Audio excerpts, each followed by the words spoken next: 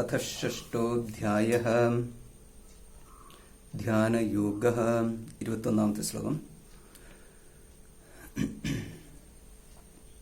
സുഖമാത്യന്തികം യത്തത് ബുദ്ധിഗ്രാഹ്യമതീന്ദ്രിയം വേത്തി യത്ര ന ചൈവായം സ്ഥിതശ്ചലതി തത്വതഃ യം ലബ്ധ്വാ ചാപരം ലാഭം മന്യതേ നാധികം തതഃ യസ്മിൻ സ്ഥിതോ ന ദുഃഖേന ഗുരുണാപി വിചാല്യത്തെ തം വിദ്യാ ദുഃഖസംയോഗ വിയോഗം യോഗസംജ്ഞിതം സ നിശ്ചയേന യോക്തവ്യോ യോഗോ നിർവിണ്ണചേതസാ സങ്കൽപ്പപ്രഭവാൻ കാമാൻ ത്യക്ത്വാ സർവാനശേഷതഃ മനസൈവേന്ദ്രിയഗ്രാമം വിനിയമ്യ സമന്തതഃ ശനൈരുപരമേത് ബുദ്ധ്യാ ധൃതിഗൃഹീതയാ ആത്മസംസ്ഥം മനഃ കൃത്വാ ന കിഞ്ചിദപി ചിന്തയേത്.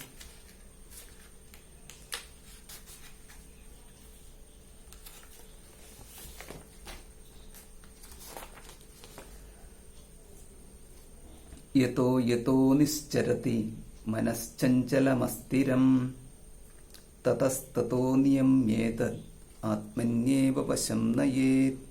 പ്രശാന്തമനസം ഹേനം യോഗിനം സുഖമുത്തമം ഉപൈതി ശാന്തരജസം ബ്രഹ്മഭൂതമകൽമഷം യുഞ്ജന്നേവം സദാത്മാനം യോഗീ വിഗതകൽമഷഃ സുഖേന ബ്രഹ്മസംസ്പർശം അത്യന്തം സുഖമശ്നുതേ. സർവഭൂതസ്ഥമാത്മാനം സർവഭൂതാനി ചാത്മനി ഈക്ഷത്തെ യോഗയുക്താത്മാ സർവത്ര സമദർശനഃ യോ മാം പശ്യതി സർവത്ര സർവം ച മയി പശ്യതി തസ്യാഹം ന പ്രണശ്യാമി സ ച മേ ന പ്രണശ്യതി. സുഖം ആത്യന്തികം യത്തത് ബുദ്ധിഗ്രാഹ്യം അതീന്ദ്രിയം വേത്തി യത്ര ന ചൈവായം സ്ഥിതശ്ചലതി തത്വതഃ. സുഖം ആത്യന്തികം സുഖം, ആത്യന്തികമായ സുഖം. യത്ത് തത് യത്തത് യാതൊന്നാണോ അത്. യത്തത് ബുദ്ധിഗ്രാഹ്യം ബുദ്ധിയാൽ ഗ്രഹിക്കാവുന്നത്, ഗ്രഹിക്കപ്പെടുന്നത്. അതീന്ദ്രിയം ഇന്ദ്രിയങ്ങൾക്ക് ഉപരിയായിട്ടുള്ളത്.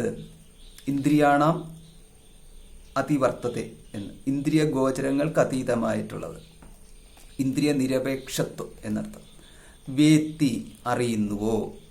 യത്ര ന ച ഏവ അയം, യത്ര എവിടെയാണോ, യസ്മിൻ കാലെ ഏത് കാലത്തിലാണോ, വേത്തി എപ്പോഴാണോ അറിയുന്നത്, വേത്തി എത്ര എപ്പോഴാണോ അറിയുന്നത്, ന ച ഏവം ന ച ഏവ വിദ്വാൻ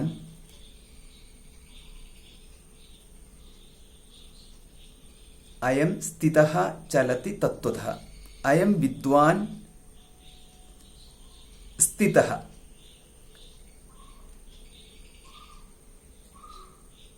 അയം വിദ്വാൻ, ഈ വിദ്വാൻ, അയം എന്നിവിടെ പറഞ്ഞിരിക്കുന്നത് വിദ്വാനെയാണ്. അയം വിദ്വാൻ സ്ഥിതഃ സ്ഥിതി ചെയ്യുന്നു, തത്വതഃ ന ചലതി എന്ന്.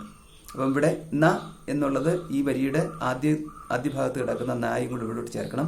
ന ചലതി തത്വതഃ, അതായത് ഏത് കാലത്താണോ ഈ വിദ്വാന് ഇതറിയുന്നത്, പിന്നീട് തത്വതഃ താത്വികമായിട്ട് ഈ തത്വസ്വരൂപത്തിൽ നിന്ന് ചലിക്കുന്നില്ല, അതായത് ഭ്രംശം ഉണ്ടാവുന്നില്ല എന്ന്.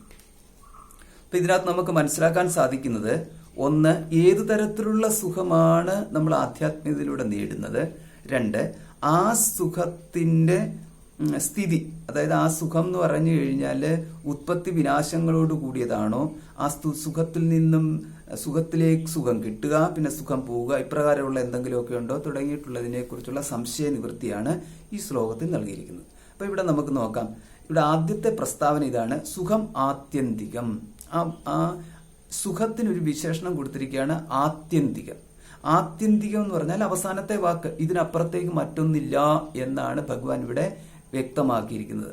അപ്പം ബാക്കിയുള്ളതെല്ലാം ഈ ആത്യന്തികമായ സുഖമല്ല, അവയെല്ലാം അല്പമായ സുഖങ്ങളാണ് സാരം. അപ്പൊ ഇത് ആത്യന്തിക സുഖമാവുമ്പോൾ ഇത് പൂർണ്ണ സുഖം എന്ന വിഭാഗത്തിലേക്ക് മാറും. അതായത് പൂർണ്ണമാണ് സുഖം. സുഖം പൂർണ്ണമാണ് എന്ന് പറയുമ്പോൾ അവിടെ ഉത്പത്തി വിനാശങ്ങൾ ഇല്ലാത്തതാണ് ഒന്ന്.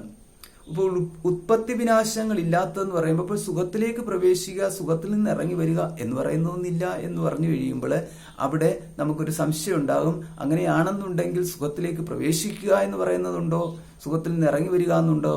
അപ്പോൾ അവിടെ നമുക്ക് നമ്മുടെ സങ്കല്പത്തില്, അതായത് നമുക്കൊരു സുഖസങ്കല്പമുണ്ട്. അതായത് ആ സുഖസങ്കല്പത്തില് നമുക്ക് പ്രവേശവും അവിടെ നിന്നും ഇറങ്ങി വരൽ, അവിടെ നിന്ന് സുഖമില്ലായ്മ, സുഖം നമ്മളെ വിട്ടുപോകലും എന്ന് പറയുന്നതായിട്ടുള്ള അനുഭവങ്ങളുണ്ട്.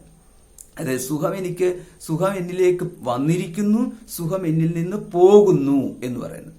അപ്പൊ ഇങ്ങനെയുള്ള ഒരു സുഖം എന്ന് പറയുന്നതാണ് സർവ്വ ജീവജാലങ്ങൾക്കും സാധാരണഗതിയിലുള്ള ജീവികൾക്ക് ജീവിതത്തിൽ കിട്ടുന്ന സുഖം എന്ന് പറയുന്നത്. ആ സുഖമാണ് ഏത് ലോകത്തിലാണെങ്കിലും ഏത് ഭോഗങ്ങളിലൂടെയാണെങ്കിലും ലഭിക്കുന്നത്. അപ്പൊ നമ്മൾ ഈ ഭോഗം എന്ന് പറയുന്ന ഒരു വാക്ക് അത് ചെറിയ വാക്കൊന്നുമല്ല. അതായത് ആ ഒരു വാക്ക് പഞ്ചേന്ദ്രിയങ്ങളാണുള്ളത്, പിന്നീട് പഞ്ചഭൂതങ്ങളാണുള്ളത്, പിന്നീട് അതിനോടനുബന്ധിച്ചിട്ടാണ് 14 ലോകങ്ങളുള്ളത്.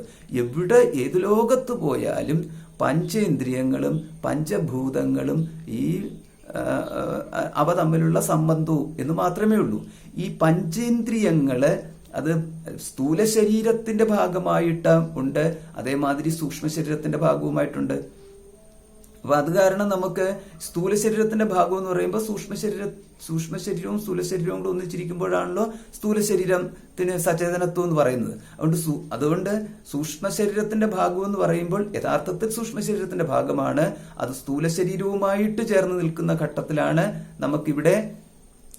നമുക്ക് ഭൂതലവാസം എന്ന് പറഞ്ഞിരിക്കുന്നത്. അതേസമയം കേവല സൂക്ഷ്മ ശരീരത്തിൽ തന്നെ നിൽക്കുമ്പോൾ അത് ഊർധ്വലോകങ്ങളും അതേമാതിരി അധോലോകങ്ങളുമായി. അപ്പോൾ അധോലോകങ്ങൾ എന്ന് പറഞ്ഞു കഴിഞ്ഞാൽ പശുപക്ഷി മൃഗാദികൾ എന്നുള്ള ആ തലത്തിലല്ല എടുത്തിരിക്കുന്നത്. നമ്മുടെ സങ്കല്പത്തിലുള്ള ഭൂലോകത്തിലെ പശുപക്ഷി മൃഗാദികളൊക്കെ തന്നെ അത് ഇതിൽ തന്നെ വിടുന്നതാണ്. അല്ലാതെ അവയ്ക്ക് വേണ്ടിയിട്ട് താഴ്ന്ന ലോകങ്ങളൊന്നുമില്ല. താഴ്ന്ന ലോകങ്ങൾ എന്ന് പറഞ്ഞു കഴിഞ്ഞാൽ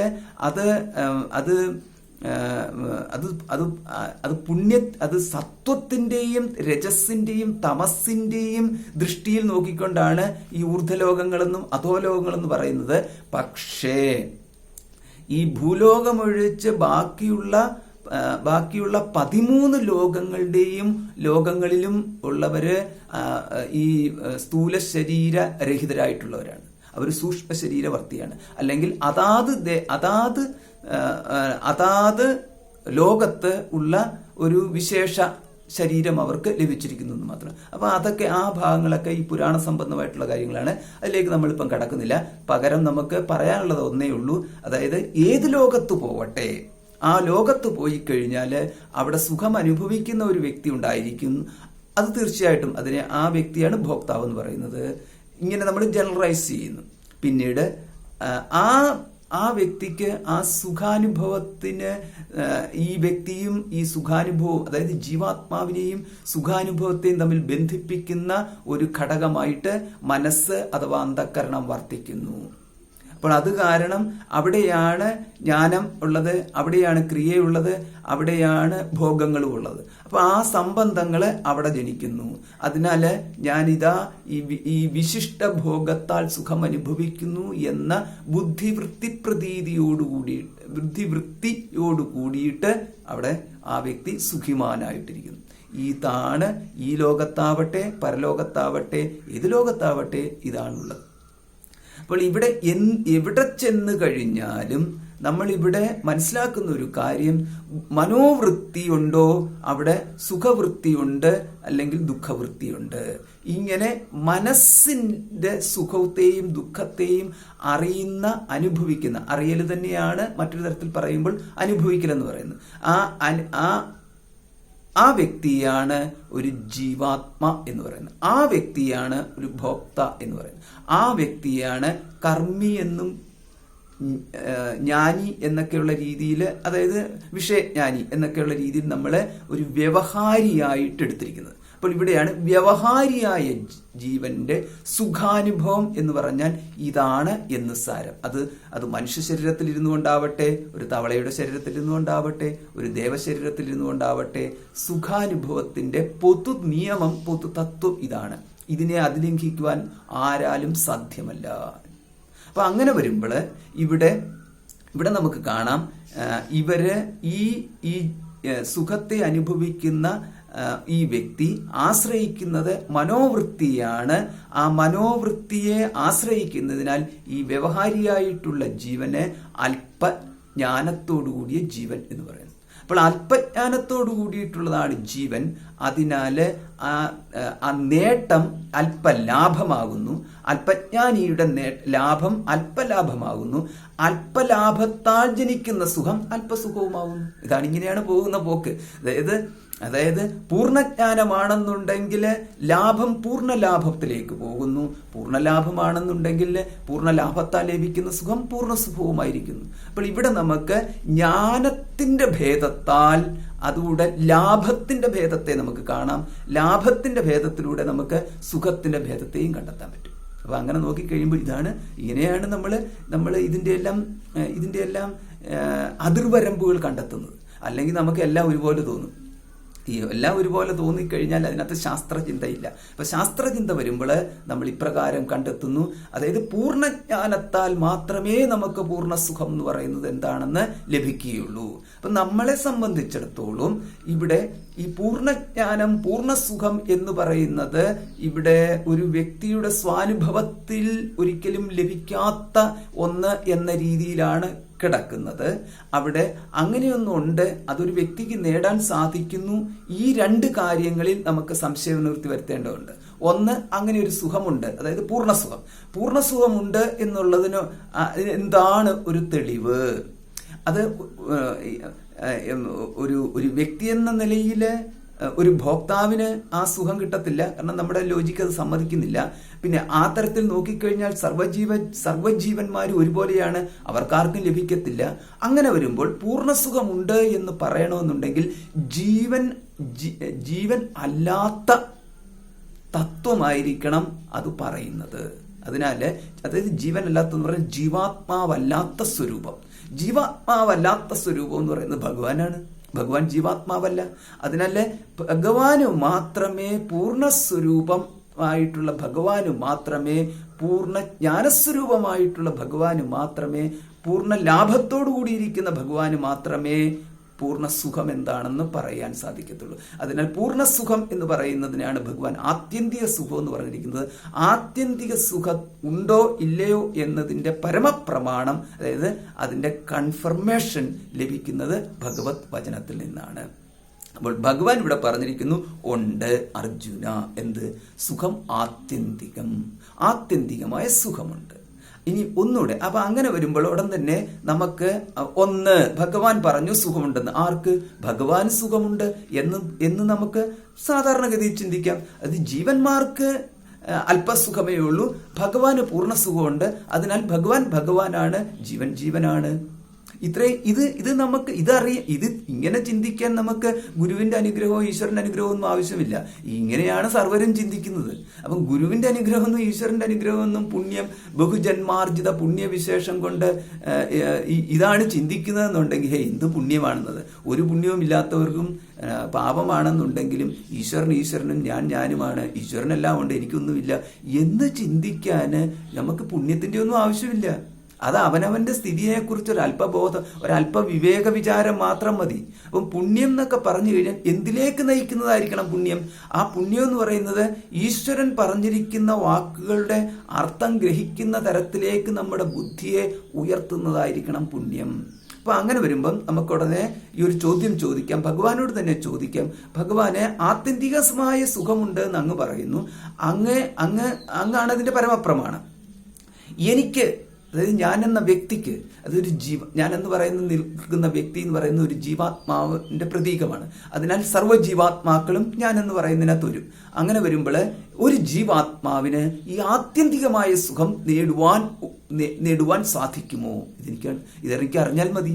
അപ്പൊ അങ്ങനെ അറിഞ്ഞു കഴിയുമ്പോൾ എനിക്കറിയാം ഒരു ജീവാത്മാവിന് ആത്യന്തികമായ സുഖം നേടാൻ സാധിക്കുമെങ്കിൽ സർവ്വജീവാത്മാക്കൾക്കും ആ സുഖം നേടാമല്ലോ. സർവ്വജീവാത്മാക്കൾക്കും നേടാമെങ്കിൽ പിന്നെ എനിക്കും നേടാമല്ലോ. അപ്പൊ അതിനാല് എന്റെ കാര്യം ഞാനെന്ന് പറഞ്ഞ ഒരു വ്യക്തിയാണ് കേട്ടോ, അല്ലാതെ ഇത് വക്താവ് എന്നുള്ളതിൽ എക്സോ വയ്യോ എന്നുള്ളതല്ല. ഞാനെന്നൊക്കെ പറയുന്നതൊക്കെ നമ്മൾ ഈ അബ്സ്ട്രാക്ട് രൂപത്തിലെടുക്കണം. അപ്പൊ അങ്ങനെ ഈ നാടകത്തിലൊക്കെ ഞാനെന്നൊക്കെ പറയുന്ന സംഭവം പറയുന്നത് മാതിരി ഇയാളെന്നും ഇവനെന്നും ഇങ്ങനെയൊക്കെയുള്ള പറച്ചിലുകളൊക്കെ സർവനാമ പ്രയോഗങ്ങളായിട്ട് എടുക്കണം. അത് എല്ലാവർക്കും ഒരുപോലെ ബാധകമാണ്. അപ്പൊ അങ്ങനെ വരുമ്പോൾ എനിക്ക് നേടാൻ സാധിക്കുമോ എന്നുള്ള ചിന്തയില് ഭഗവാനോട് ചോദിക്കുന്നു, അല്ലയോ ഭഗവാനെ, അത് എനിക്ക് നേടാൻ സാധിക്കുമോ? ഭഗവാൻ പറയുന്നു, സാധിക്കും. യത്ത് തത്ത് ബുദ്ധിഗ്രാഹ്യം അതീന്ദ്രിയം. അപ്പൊ ആ ഭഗവാന് ആ സുഖത്തിന് 2 നിർവചനം കൊടുത്തു. ആ നിർവചനമാണ് സുഖപ്രാപ്തിയുടെ ഉപായവും എന്ന്. അപ്പൊ എന്താണോ നിർവചനം അത് മാർഗവുമായിട്ട് വന്നു. അതിനെയാണ് ലക്ഷണ ഇവിടെ അതിന്റെ സ്വരൂപത്തിന്റെ നിർവചനമായിട്ട് മാറുന്നു. അപ്പൊ സ്വരൂപത്തിന്റെ നിർവചനം നമുക്കവിടെ അതിലേക്ക് പ്രാപിക്കുവാനുള്ള വഴി തെളിച്ചു തരുന്നു, അതിനൊരു ഉപായത്തെ കാണിച്ചു തരുന്നു. അപ്പൊ ഒന്നാമത്തേത് നിർവചനം ഇതാണ്, ബുദ്ധിഗ്രാഹ്യം. അപ്പൊ ഇതിനകത്തും നമുക്ക് എന്താ മനസ്സിലാക്കാൻ സാധിക്കുന്നത്? ബുദ്ധി കൊണ്ട് ഗ്രഹിക്കാവുന്നത്. എല്ലാവർക്കും ബുദ്ധിയുണ്ടല്ലോ, ബുദ്ധി കൊണ്ടാണല്ലോ എല്ലാവരും ഗ്രഹിക്കുന്നത്. അപ്പൊ അങ്ങനെ എടുത്താൽ മതിയല്ലോ. എനിക്കും അത് തന്നെയാണ്. എനിക്ക് ബുദ്ധി ഇല്ലെന്നുണ്ടെങ്കിൽ എനിക്ക് ഒരു വ്യക്തി എന്ന് പറയാൻ പറ്റത്തില്ലല്ലോ. അതുകൊണ്ട് എല്ലാവർക്കും ബുദ്ധിയുണ്ട്, എനിക്കും ബുദ്ധിയുണ്ട്. ആ ബുദ്ധിഗ്രാഹ്യം എന്ന് പറഞ്ഞതിനകത്ത് ഞാനും ഭഗവാനെ അങ്ങോട്ട് ചോദിക്കുന്നു, സർവരുടെയും ബുദ്ധി എന്ന് പറഞ്ഞാൽ മനസ്സും ബുദ്ധിയും എല്ലാം കൂടി ചേർന്ന അന്ധക്കരണമാണല്ലോ ഇവിടെ ബുദ്ധി എന്ന് ഉദ്ദേശിക്കുന്നത്. അതെ. അപ്പം ബുദ്ധിഗ്രാഹ്യം എന്ന് പറയുന്നത് അതെങ്ങനെ ഒരു ഉപായമായിട്ട് എനിക്ക് എടുക്കാൻ സാധിക്കും? അതാണ് ഇതിന്റെ മാർഗം എന്ന് എനിക്ക് എങ്ങനെ എടുക്കാൻ സാധിക്കും? ബുദ്ധിഗ്രാഹ്യം എന്ന് പറഞ്ഞാൽ ആ അർത്ഥത്തിലല്ല. ബുദ്ധിഗ്രാഹ്യം എന്ന് പറഞ്ഞാൽ കേവലം ബുദ്ധിയായേവ ഗ്രാഹ്യം എന്നെടുക്കണം. ബുദ്ധി കൊണ്ട് മാത്രം ഗ്രഹിക്കാൻ സാധിക്കുന്നത്. അപ്പൊ ഒന്ന് ആലോചിച്ച് നോക്കിക്കേ, ബുദ്ധി കൊണ്ട് മാത്രം ഗ്രഹിക്കാൻ സാധിക്കുന്നത് എന്ന് പറഞ്ഞു കഴിഞ്ഞാൽ, ബുദ്ധി എന്ന് പറഞ്ഞാൽ അന്ധക്കരണം, അന്ധക്കരണത്തിന് മാത്രം ഗ്രഹിക്കുവാൻ സാധിക്കുന്നത് എന്നെടുത്താൽ, ഇപ്പൊ ഒരു ജീവാത്മാ എന്ന് പറഞ്ഞാൽ ജീവാത്മാവിനെ ജീവാത്മാവാക്കി നിർത്തുന്നത് എന്തോ അതാണ് അന്ധക്കരണം. അല്ലാതെ അന്ധക്കരണമില്ലെങ്കിൽ പിന്നെ ജീവാത്മാവില്ല. അന്ധക്കരണത്തിൽ പ്രകാശിക്കുന്ന പരമാത്മാവാണ് ജീവാത്മാ എന്ന രീതിയിൽ നാം എടുക്കുന്നത്. അതിനാല് അന്ധക്കരണമാണ് ജീവാത്മാവിന്റെ എല്ലാം സർവ്വതും എന്ന് പറയുന്നത്. അപ്പോൾ ആ അന്ധക്കരണത്താൽ ഗ്രഹിക്കാവുന്നതാണ് സുഖം ആത്യന്തികം എന്ന് പറയുമ്പോൾ അതിനകത്തും നമുക്ക് മനസ്സിലാക്കാം എന്തിനാൽ ഗ്രഹിക്കാൻ സാധിക്കത്തില്ല എന്ന കൗണ്ടർ പോയിന്റ് നമ്മളവിടെ കൊണ്ടുവരണം. അപ്പൊ അതിനകത്ത് അവിടെ എന്ന് പറഞ്ഞു കഴിഞ്ഞാൽ എന്തിനാൽ ഗ്രഹിക്കാം, അന്ധക്കരണ ബുദ്ധിയാൽ. നമുക്ക് അന്ധക്കരണം എന്നുള്ള വാക്ക് മാറ്റിയിട്ട് ഭഗവാൻ ഇവിടെ തന്നിരിക്കുന്ന ബുദ്ധിയാൽ എന്ന വാക്ക് മാത്രം എടുക്കാം. ബുദ്ധിയാൽ ഗ്രഹിക്കാൻ സാധിക്കുന്നു. ഇപ്പൊ നമുക്കിപ്പോൾ എന്ത് മനസ്സിലായി? ബുദ്ധിയാൽ ഗ്രഹിക്കാൻ സാധിക്കുന്നു. അപ്പൊ ഇതിനകത്തുനിന്ന് ഒരു വാക്ക് കിട്ടിക്കഴിഞ്ഞാൽ നമ്മൾ അതിന്റെ മറുപക്ഷം കാണണം. എന്താണ്? ബുദ്ധിയാൽ ഗ്രഹിക്കാൻ സാധിക്കുന്ന സുഖമാണെങ്കിൽ ഇപ്പോൾ ഞാൻ ഗ്രഹിക്കുന്ന സുഖങ്ങളെല്ലാം ഏതു തരത്തിലാണ് എന്ന് നോക്കണം. അപ്പൊ നമുക്ക് മനസ്സിലാക്കാൻ സാധിക്കും, ഇപ്പോൾ ഞാൻ ഗ്രഹിക്കുന്ന സുഖം എന്ന് പറയുന്നത് വിഷയ ഇന്ദ്രിയ സംയോഗം. അതിനാലാണ്. അപ്പൊ ആ വിഷയേന്ദ്രിയ സംയോഗത്തിന് ആ വിഷയത്തെയും ഇന്ദ്രിയത്തെയും തമ്മിൽ ബന്ധിപ്പിക്കുവാൻ വേണ്ടിയിട്ട് ദേഹമുണ്ട്. അപ്പോൾ ദേഹവാനായിട്ടിരുന്നു കൊണ്ട്, ഇപ്പം ദേഹത്തെ ആശ്രയിക്കുന്നവനായിട്ട്, ദേഹാശ്രിതനായിട്ട്, ഇന്ദ്രിയസഹിതനായിട്ട് വിഷയബന്ധത്തിലൂടെ ലഭിക്കുന്ന സുഖമാണ് ഞാൻ അനുഭവിക്കുന്ന സർവസുഖങ്ങളും. ഒന്ന്. പിന്നെ ഞാൻ സ്വപ്നം കാണുന്നുണ്ടല്ലോ, സ്വപ്നം കാണുമ്പോൾ അവിടെ ഈ പറഞ്ഞതൊന്നുമില്ലല്ലോ. അവിടെയും സ്വപ്നം കണ്ടിട്ട് സുഖം അനുഭവിക്കുന്ന തല എത്തുമ്പോൾ സുഖവൃത്തിയില് അവിടെ സുഖവൃത്തിയാണ്. പക്ഷെ ആ വൃത്തിയില് സുഖ ജനിപ്പിക്കുവാൻ വേണ്ടുന്നതായ വിഷയീ സംബന്ധങ്ങള് അല്ലെങ്കിൽ നമുക്ക് കാണാം അവിടെ ഇന്ദ്രിയ വിഷയ സംബന്ധം അവിടെയും വരുന്നതായിട്ട് കാണാം. അതായത് നമ്മൾ മനോഹരമായ ഒരു ദൃശ്യം സ്വപ്നത്തിൽ കാണുന്നു. ആ ദൃശ്യത്തെ കാണുന്നത് ഇന്ദ്രിയങ്ങളാൽ. ദൃശ്യം കാണപ്പെടുന്ന ദൃശ്യം വിഷയവും. അവിടെയും നമുക്ക് കാണാം വിഷയ ഇന്ദ്രിയ സംബന്ധം. അപ്പൊ സ്ഥൂല ശരീരത്തിൽ ഇരുന്നു കൊണ്ട് വിഷയേന്ദ്രിയ സംബന്ധമെന്നും സൂക്ഷ്മ ശരീരാഭിമാനിയായിട്ടിരുന്നു കൊണ്ടുള്ള വിഷയേന്ദ്രിയ സംബന്ധവും. ഇത് നമുക്ക് ജാഗ്രത്തിലും സ്വപ്നത്തിലും നമുക്ക് ലഭിക്കുന്ന വിഷയേന്ദ്രിയ സംബന്ധങ്ങൾ. പക്ഷെ ഇവിടെ നമ്മൾ നോക്കിക്കേ, ഭഗവാൻ പറഞ്ഞത് കേവലം ബുദ്ധ്യ എന്നുള്ള ഒരു വാക്കാണ് പ്രയോഗിച്ചിരിക്കുന്നത്. ബുദ്ധിഗ്രാഹ്യം. പിന്നീട് അതാണ് ഭഗവാൻ ഉദ്ദേശിച്ചത്, അതുമാത്രമാണ് ഭഗവാൻ ഉദ്ദേശിച്ചത് എന്നത് സ്ഥാപിക്കാൻ വേണ്ടിയിട്ടാണ് അടുത്ത വാക്ക് തന്നത് അതീന്ദ്രിയം എന്ന് പറഞ്ഞാൽ ഇന്ദ്രിയ ബന്ധം ഇല്ലാത്തത്. അപ്പൊ നമുക്ക് നോക്കിക്കേ, സ്വപ്നത്തിൽ നമ്മൾ കണ്ടതിന് ഇന്ദ്രിയ ബന്ധമുണ്ടോ? ഉണ്ട്. ഇന്ദ്രിയ ബന്ധം ഉള്ളത് കൊണ്ടാണല്ലോ കാണുന്നത്, കേൾക്കുന്നത്, സ്പർശിക്കുന്നത്. ഈ സ്വപ്നത്തിൽ കണ്ടതും കേട്ടതും എല്ലാം ഈ ഇന്ദ്രിയങ്ങളാണ്. അത് ഈ സ്വപ്നത്തിൽ പ്രവർത്തിക്കുന്ന ഇന്ദ്രിയങ്ങളെന്ന് മാത്രമേ ഉള്ളൂ. പക്ഷെ ഇന്ദ്രിയങ്ങളാണ്. ജാഗ്രതയിലുള്ളതോ ഇന്ദ്രിയങ്ങളാണ്. അപ്പൊ അങ്ങനെ വന്നു കഴിഞ്ഞാൽ ഞാൻ സുഖത്തിനെ കുറിച്ച് ചിന്തിച്ചിട്ട് എനിക്ക് സുഖം നേടിയാലോ? സുഖത്തിനെ കുറിച്ച് ചിന്തിച്ചിട്ട് സുഖം നേടിക്കഴിഞ്ഞു കഴിഞ്ഞാൽ അതൊരു ഭാവനയിൽ നിൽക്കുന്ന സുഖമാണ്. അത് ആ ഭാവനയിൽ നിൽക്കുന്ന സുഖമാണ് സുഖമെന്ന് ആര് പറഞ്ഞു? ഒരു ഭാവനാവിശേഷമല്ല സുഖം എന്ന് പറയുന്നത്. ഞാൻ അങ്ങനെ ഭാവിച്ചു. അപ്പം ഭാവിച്ചു എന്ന് പറഞ്ഞു കഴിഞ്ഞാൽ സുഖം ഭാവിക്കുക എന്ന് പറഞ്ഞാൽ സുഖം എന്താണെന്നറിയാത്തവൻ എങ്ങനെയാണ് സുഖത്തെ ഭാവിക്കുന്നത് എന്ന് മാത്രമല്ല, ഭാവനയുടെ വിഷയവുമല്ല സുഖം. ഭാവനയ്ക്ക് ഒരു വിഷയം ഉണ്ടായിരിക്കണം. ആ വിഷയം എന്ന് പറയുന്നത് പഞ്ചേന്ദ്രിയങ്ങളുടേതായിട്ടുള്ള രൂപം, രസം, ഗന്ധം ഇവയാണ് ഭാവനയ്ക്ക് വിഷയമായിട്ട് വരിക. അതായത് നമുക്കൊരു പുഷ്പത്തെ സങ്കല്പിക്കാം. ഭാവന എന്ന് പറഞ്ഞാൽ സങ്കല്പം. നമുക്കൊരു പുഷ്പത്തെ സങ്കല്പിക്കാം. ആ പുഷ്പത്തിനെ സങ്കല്പിക്കുന്നതോടൊപ്പം തന്നെ ആ പുഷ്പവുമായിട്ടുള്ള സംബന്ധപ്പെട്ട പലതും അതിനോട് സംയോജിപ്പിക്കാം. ഇതൊക്കെ സാധ്യമാകുന്നു. പക്ഷെ സുഖത്തെ സംബന്ധിപ്പിക്കുക, സുഖത്തെ നമ്മൾ എങ്ങനെയാണ് ഇതിനെ സങ്കല്പിക്കാൻ സാധിക്കുന്നത്? എങ്ങനെയാണ് ഈ പുഷ്പവുമായിട്ട് നമുക്ക് സംബന്ധിപ്പിക്കാൻ സാധിക്കുന്നത്? അപ്പം അവിടെ നമുക്ക് കാണാം, സുഖം നമുക്ക് സങ്കല്പിക്കാനും സാധിക്കത്തില്ല, നമുക്ക് ഒന്നിനോടും സംബന്ധിപ്പിക്കുവാനും സാധിക്കത്തില്ല. പിന്നീട് നമുക്ക് സംബന്ധിപ്പിക്കാൻ എന്താ സാധിക്കുന്നത്? നമുക്ക് ഈ വിഷയങ്ങളെ ഇന്ദ്രിയങ്ങളോട് സംബന്ധിപ്പിക്കുന്നതായിട്ട് നമുക്ക് ഭാവന ചെയ്യാം. പിന്നെ വിഷയങ്ങളെ നമുക്ക് ഒരു വിഷയത്തെ മറ്റൊരു വിഷയവുമായിട്ട് സംബന്ധിപ്പിക്കുന്നത് നമുക്ക് ഭാവന ചെയ്യാം. ഇങ്ങനെയൊക്കെയുള്ള നമുക്ക് പല രീതിയിൽ നമുക്ക് ഭാവനകൾ ചെയ്യാം. പക്ഷെ സുഖത്തെ നമുക്ക് ഭാവനയുടെ വിഷയമായിട്ട് സുഖം വരുന്നില്ല. അപ്പൊ ഇപ്രകാരം നമ്മൾ മനസ്സിലാക്കി കഴിയുമ്പോൾ, അപ്പൊ അങ്ങനെ വരുമ്പോൾ അപ്പം ഞാനിപ്പോൾ അറിയുന്നതും ഞാനിപ്പോൾ അനുഭവിക്കുന്നതുമായിട്ടുള്ള സുഖം എന്ന് പറയുന്നതിന് ഒരു വിലയുമില്ലേ ഈ ലോകത്ത്? ആ വിലയുണ്ടോ ഇല്ലയോ എന്ന് നമ്മൾ തന്നെയാണ് പറയേണ്ടത്. അല്ലാതെ ശാസ്ത്രം പറഞ്ഞിട്ട് നിങ്ങൾ അനുഭവിക്കുന്ന സുഖത്തിന് വിലയില്ല എന്നല്ല. നമ്മൾ അനുഭവിക്കുന്ന സുഖത്തിന് വിലയുണ്ടോ എന്ന് നമ്മളാണ് പറയേണ്ടത്. അപ്പം ഞാൻ അനുഭവിക്കുന്ന സുഖത്തിന് നല്ല വിലയുണ്ട്, എനിക്കിത് മതി എന്ന് പറഞ്ഞു കഴിഞ്ഞാൽ മതി, അത് പോരാന്ന് ആര് പറഞ്ഞിരിക്കുന്നു? ആരും പറഞ്ഞില്ല. ഇവിടെ ഭഗവാൻ പറഞ്ഞത് ഇത് പോരാ എന്ന് പറഞ്ഞ അർജുനോടാണ് പറഞ്ഞത്. അപ്പോൾ അതൊന്ന് ആലോചിച്ച് നോക്കി. നമ്മളെപ്പോഴും മറക്കരുത്. അതുകൊണ്ടാണ് അധികാരി എന്ന് എപ്പോഴും എടുത്തെടുത്ത് പറയുന്നത്. കാരണം അർജുനൻ ശോക സംതപ്തനായിട്ട് തപിക്കപ്പെട്ടവനായിട്ടിരിക്കുകയാണ്. ശോക സംവിഗ്ന മാനസനായിട്ടിരിക്കുന്നവനാണ് അർജുനൻ. അങ്ങനെ ശോകത്താൽ ഈ നഹി പ്രപശ്യാമി മമാപനുദ്യോകമുച്ഛോഷണം ഇന്ദ്രിയാണാം എന്നാണ് അർജുനൻ പറഞ്ഞത്. അപ്പോൾ എൻ്റെ ഇന്ദ്രിയങ്ങളെ ദഹിപ്പിക്കുന്നതായ, ശോഷിപ്പിക്കുന്നതായ, തവിപ്പിക്കുന്നതായ, നശിപ്പിക്കുന്നതായ, എന്നെ ഇല്ലാതാക്കുന്ന ഈ ശോകത്തിന് ഒരു അന്ത്യം ഞാൻ കാണുന്നില്ല ഭഗവാനെ എന്ന് പറഞ്ഞപ്പോഴാണ് ഭഗവാൻ അർജുനനോട് പറയുന്നത്, അർജുന, നീ കാണുന്ന നിന്റെ ലക്ഷ്യത്തിലുള്ള സുഖം എന്ന് പറയുന്നത് അല്പസുഖമാകുന്നു. പക്ഷേ ഞാൻ പറയാൻ പോകുന്ന സുഖം എന്ന് പറയുന്നത് സുഖം ആത്യന്തികം യത്തത്. അത് എങ്ങനെയുള്ളതാണ്?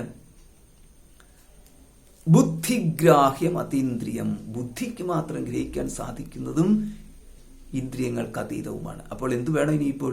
ഇന്ദ്രിയങ്ങൾക്ക് അതീതമെന്ന് പറഞ്ഞു കഴിഞ്ഞാൽ പിന്നെ കണ്ട് ഉള്ള രസമല്ല. അതിനാൽ പിന്നെ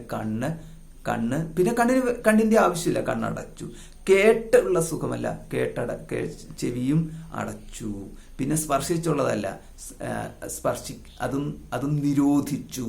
ചക്ഷുരിന്ദ്രിയത്തെ നിരോധിച്ചു, ശ്രോത്രേന്ദ്രിയത്തെ നിരോധിച്ചു എന്ന് പറഞ്ഞാൽ ആവശ്യമില്ല, അത്രയേ ഉള്ളൂ. നമുക്ക് ആവശ്യമില്ല എന്നുള്ളതിന്റെ ഒരു പ്രസ്താവന മാത്രമാണ് നിരോധിക്കുന്നത്. അല്ലാതെ നമ്മളുടെ കണ്ണടച്ചു എന്നുള്ളതിന് അർത്ഥമൊന്നുമില്ല.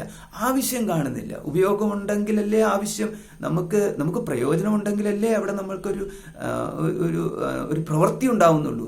അതിനാൽ ഇന്ദ്രിയങ്ങളിലൂടെയുള്ള പ്രവൃത്തി ഇല്ല എന്ന് പറയുന്നതിന്റെ മറ്റൊരു വാക്കാണ് ചക്ഷുരിന്ദ്രിയം നിരോധിച്ചു, ശ്രോത്രേന്ദ്രിയം നിരോധിച്ചു, പിന്നെന്താ സ്പർശനേന്ദ്രിയം നിരോധിച്ചു, പിന്നെന്താ രസനേന്ദ്രിയം നിരോധിച്ചു, പിന്നെ അവശേഷിക്കുന്നത് ഘ്രാണേന്ദ്രിയം. ഇത് വന്നു കഴിയുമ്പോൾ പഞ്ചജ്ഞാനേന്ദ്രിയങ്ങളായി നിരോധിച്ചു. പിന്നെ എടുത്തു പറയേണ്ട കാര്യമില്ല, കർമ്മേന്ദ്രിയങ്ങൾ അതിന്റെ കൂട്ടത്തിൽ അതും നിരോധിച്ചു. അങ്ങനെ കർമ്മേന്ദ്രിയങ്ങളും നിരോധിച്ചു, ഇവിടെ ജ്ഞാനേന്ദ്രിയങ്ങളും നിരോധിച്ചു. കാരണം ഭഗവാന്റെ പ്രസ്താവന ഇതാണ്, ബുദ്ധിഗ്രാഹ്യം അതീന്ദ്രിയം. അതീന്ദ്രിയം എന്ന് പറഞ്ഞാൽ 10 ഇന്ദ്രിയങ്ങളും നമ്മൾ ഭഗവത് വചനത്തിനനുസരിച്ച് നമ്മൾ നിരോധിച്ചു. അപ്പോൾ പിന്നെ ഇനിയിപ്പോ എന്തുണ്ട്? പിന്നുള്ളത് അന്ധക്കരണം മാത്രമാണ്. അതാണ് ബുദ്ധി എന്ന് പറയുന്നത്. അപ്പം ബുദ്ധി, മനസ്സ്, ചിത്തം, അഹങ്കാരം എന്ന് പറയുന്നതാണല്ലോ ഈ അന്ധക്കരണം എന്ന് പറയുന്നത്. അതിനുള്ളിലെ മനസ്സ് എന്ന് പറയുന്നത് പറഞ്ഞു കഴിഞ്ഞാൽ ഉണ്ടോ ഇല്ലയോ, അത് സങ്കല്പവും വികല്പവും എന്ന് പറയുന്നതാണല്ലോ. അപ്പൊ അതിനെ നമുക്ക് ആശ്രയിക്കാൻ പറ്റത്തില്ല. നിശ്ചയം, അതാണ് ബുദ്ധി. അതിനാൽ നിശ്ചയത്തിലാണ്, ബുദ്ധിയിലാണ് നിൽക്കുന്നത് എന്ന് മാത്രമല്ല, ജ്ഞാനം എന്ന് പറയുന്നത് ബുദ്ധി ആശ്രിതമാണല്ലോ. അപ്പോൾ ജ്ഞാനം എന്ന് പറയുന്നത് ബുദ്ധിയിൽ പ്രതിഷ്ഠിതമാണ്. ബുദ്ധിഗ്രാഹ്യം എന്ന് പറയുമ്പോൾ ജ്ഞാനേ പ്രതിഷ്ഠിതം എന്ന അർത്ഥം നമുക്ക് ഭഗവാന്റെ ഈ 2 പദപ്രയോഗങ്ങളിലൂടെ ലഭിച്ചു എന്ന്. അപ്പൊ സുഖം ഇപ്പോൾ എവിടെ പ്രതിഷ്ഠിതമായിരിക്കുന്നു? ഒന്ന്, നമ്മൾ ബുദ്ധിയിലാണ് പ്രതിഷ്ഠിക്കപ്പെട്ടതെന്ന് എത്തിയതിനു ശേഷം നമ്മൾ മനസ്സിലാക്കുന്നു, ബുദ്ധി എന്ന് പറയുന്നത് ജ്ഞാനമാണ്, ജ്ഞാനം മാത്രമാണ് ബുദ്ധി എന്നുകൊണ്ട് നമ്മൾ ഉദ്ദേശിക്കുന്നത്. അതായത് പ്രജ്ഞ എന്നൊക്കെയുള്ള പ്രയോഗങ്ങളുണ്ടല്ലോ, എല്ലാം ബുദ്ധിക്ക് വേണ്ടിയിട്ടാണ് പറയുന്നത്. സ്ഥിരത എന്ന് പറയുന്നത് ബുദ്ധിക്ക് വേണ്ടിയിട്ടാണ്. അപ്പൊ അതിനാല് ബുദ്ധി എന്ന് പറയുമ്പോൾ ജ്ഞാനത്തിലെത്തി, എന്നിട്ട് പറയുന്നു എവിടെ പ്രതിഷ്ഠിക്കപ്പെട്ടിരിക്കുന്നു? ജ്ഞാനേ എന്ന്. അപ്പോൾ ജ്ഞാനത്തിൽ പ്രതിഷ്ഠിക്കപ്പെട്ടിരിക്കുന്നതാണ്. പിന്നെ നമുക്ക് ആ ജ്ഞാനം ഇന്ദ്രിയ വിഷയ സംബന്ധ ജ്ഞാനവുമായിട്ട് യാതൊരുവിധ ബന്ധവും ഇല്ല എന്നുകൂടി എടുക്കണം. കാരണം ഈ പഞ്ചജ്ഞാനേന്ദ്രിയങ്ങൾ എന്ന് പറയുന്നത് ജ്ഞാനം തന്നെയാണല്ലോ. അപ്പോൾ പഞ്ചജ്ഞാനേന്ദ്രിയങ്ങൾ കൊണ്ടുവരുന്നത് ജ്ഞാനത്തെ തന്നെ ആകയാലാണ് ആ ഇന്ദ്രിയങ്ങളെ ജ്ഞാനേന്ദ്രിയങ്ങൾ എന്ന് പറഞ്ഞത്. അപ്പോൾ പഞ്ചജ്ഞാനേന്ദ്രിയങ്ങൾ ആണ് നമ്മൾ ഇവിടെ വിഷയീ ബന്ധത്തിന്റെ കാരണമാക്കി വെച്ചതെന്നുണ്ടെങ്കിൽ അവയെ അവിടെ നിരോധിച്ചു, ഇന്ദ്രിയങ്ങളെ നിരോധിച്ചു, ബുദ്ധിയിലേക്ക് എത്തി. ബുദ്ധി തന്നെയാണെങ്കിൽ ഇവിടെ ബുദ്ധിയും വൃത്തിയും സ്മൃതിവൃത്തിയൊക്കെ ഉണ്ട്. ഇവയില് ഇന്ദ്രിയ വിഷയ സംബന്ധമായ ജ്ഞാനം എന്ന് പറയുന്നത് അവിടെയും നിരോധിച്ചു. അത് നമ്മൾ രണ്ടാമത് അതും എടുക്കണം. കാരണം എന്തിനെ കുറിച്ചെങ്കിലും ഓർത്താൽ അത് ബുദ്ധിയിലാണല്ലോ, അത് ചിത്തത്തിലാണല്ലോ, അത് സ്വീകരിക്കാമല്ലോ എന്നെടുക്കരുത്. വിഷയീ സംബന്ധം ഉണ്ടാക്കുന്ന സകല ഇന്ദ്രിയ വിഷയ സംബന്ധങ്ങളെയും നിരോധിച്ചു എന്ന് പറഞ്ഞാൽ ജ്ഞാനേന്ദ്രിയ സഹായത്തോടുകൂടിയ ഇന്ദ്രിയ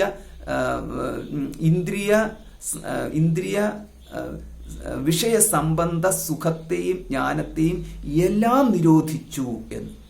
അത് നിരോധിച്ചതിന് സമം. നിരോധിച്ചു കാരണം അത് നമ്മൾ സ്വീകരിക്കുന്നില്ല, നമ്മൾ അതിനെ വാലിഡായിട്ട് എടുക്കുന്നില്ല. അങ്ങനെയാണ് അതിനെ നിരോധിക്കുന്നത്. അതായത് നിനക്കൊരു വിലയുമില്ല എന്ന് പറയുമ്പോൾ നമ്മൾ എങ്ങനെയാണോ നിരോധിച്ചത്, ഇങ്ങനെ വിലയില്ലാതെ കാണുന്നു. അത് അതിൻ്റെതായിട്ടുള്ളൊരു പ്രോസസ്സാണ്. അത് വേറൊരു രീതിയിലാണ്. അതൊരു സാധനാ മാർഗം തന്നെയുണ്ട്. അതിന് ശോഭനാധ്യാസം എന്നൊക്കെ പറഞ്ഞിട്ടുള്ളൊരു സാധനാ പദ്ധതി തന്നെയുണ്ടത്. അപ്പോൾ ആ പദ്ധതിയിൽ കൂടെ പോകുമ്പോൾ മാത്രമേ അവിടെയുള്ള ഇഷ്യൂസ് ഒക്കെ നമുക്ക് ഉണ്ടെങ്കിൽ പരിഹരിക്കാൻ പറ്റത്തുള്ളൂ. അതായത് അവിടെ വിപരീത ഭാവന ഇങ്ങനെയൊക്കെയുള്ള ഇഷ്യൂസൊക്കെ അവിടെ നമുക്ക് കൈകാര്യം ചെയ്യാൻ പറ്റുന്നത് പലതരത്തിലുള്ള സാധനങ്ങളെ കുറിച്ച് പറയുന്നുണ്ട്. കൂടുതലും ആൾക്കാരുടെ ശ്രദ്ധയും എല്ലാം ആ മാതിരിയുള്ള സാധനങ്ങളിലുമാണ് കേട്ടോ. അപ്പം നമ്മുടെ ഇതിപ്പം നമ്മൾക്ക് ഈ ശുദ്ധമായ ജ്ഞാനവിചാരം, ശാസ്ത്രവിചാരം എന്ന് പറയുന്നത് അത് ആൾക്കാരെ സാധാരണ ശ്രോതാക്കളെ സംബന്ധിച്ചിടത്തോളം വളരെ പ്രയാസകരമായ ഒന്നാണ്. എന്തെങ്കിലും ഒന്ന് ചെയ്യാൻ പറഞ്ഞു കഴിഞ്ഞാൽ, ഇരുന്ന് പൂജ ചെയ്യാൻ പറഞ്ഞാൽ 2 മണിക്കൂർ പൂജ ചെയ്യുന്നതിന് ആർക്കും ബുദ്ധിമുട്ടുണ്ടാകുന്നില്ല. അതേസമയം ഒരല്പം ചിന്തിച്ചു നോക്കൂ എന്ന് പറഞ്ഞു കഴിഞ്ഞാൽ ഉടൻ തന്നെ നമുക്ക് പരിഭ്രമമാകുന്നു. അസുര ആക്രമണം ഉണ്ടായതുപോലെ നമ്മൾ അസ്വസ്ഥരായി പോകും. അപ്പോൾ അവിടെ നമ്മൾ മനസ്സിലാക്കണം, ഇവിടെയാണ് നമ്മുടെ ബുദ്ധി നമുക്ക് എതിരായിട്ട് നിൽക്കുന്നുണ്ട് എന്ന്. നമ്മുടെ ബുദ്ധിയെ നമ്മൾ പറഞ്ഞു മനസ്സിലാക്കി കൊടുക്കണം. ആദ്യം ശിക്ഷണം കൊടുക്കേണ്ടത് ആ ബുദ്ധിക്കാണ്. നമ്മൾ പറഞ്ഞാൽ അനുസരിക്കാത്തൊരു ബുദ്ധിയാണ്. അപ്പോൾ പറഞ്ഞാൽ അനുസരിക്കാത്ത ബുദ്ധിയെയാണ് ഇവിടെ അനുസരിപ്പിക്കണം. നാട്ടുകാരെ അനുസരിപ്പിക്കുകയും വീട്ടുകാരെ അനുസരിപ്പിക്കുകയും അല്ല മുഖ്യ ലക്ഷ്യം. അവനവൻ്റെ ബുദ്ധിയെ അനുസരിപ്പിക്കണം. അവനവൻ്റെ ബുദ്ധി അനുസരിപ്പിക്കുക എന്ന് പറഞ്ഞാൽ കൃത്യനിഷ്ഠ ഉണ്ടാക്കി 4 മണിക്ക് തള്ളി എണീപ്പിക്കുക എന്നുള്ളതല്ല ഇവിടെ അനുസരണം. വീണ്ടും വീണ്ടും അതിലേക്ക് തന്നെയാണ് വീണു പോകുന്നത്, ആചാരത്തിലേക്ക് വീണു. ഇവിടെ ബുദ്ധിയെ അനുസരിപ്പിക്കേണ്ടത് എന്താണ്?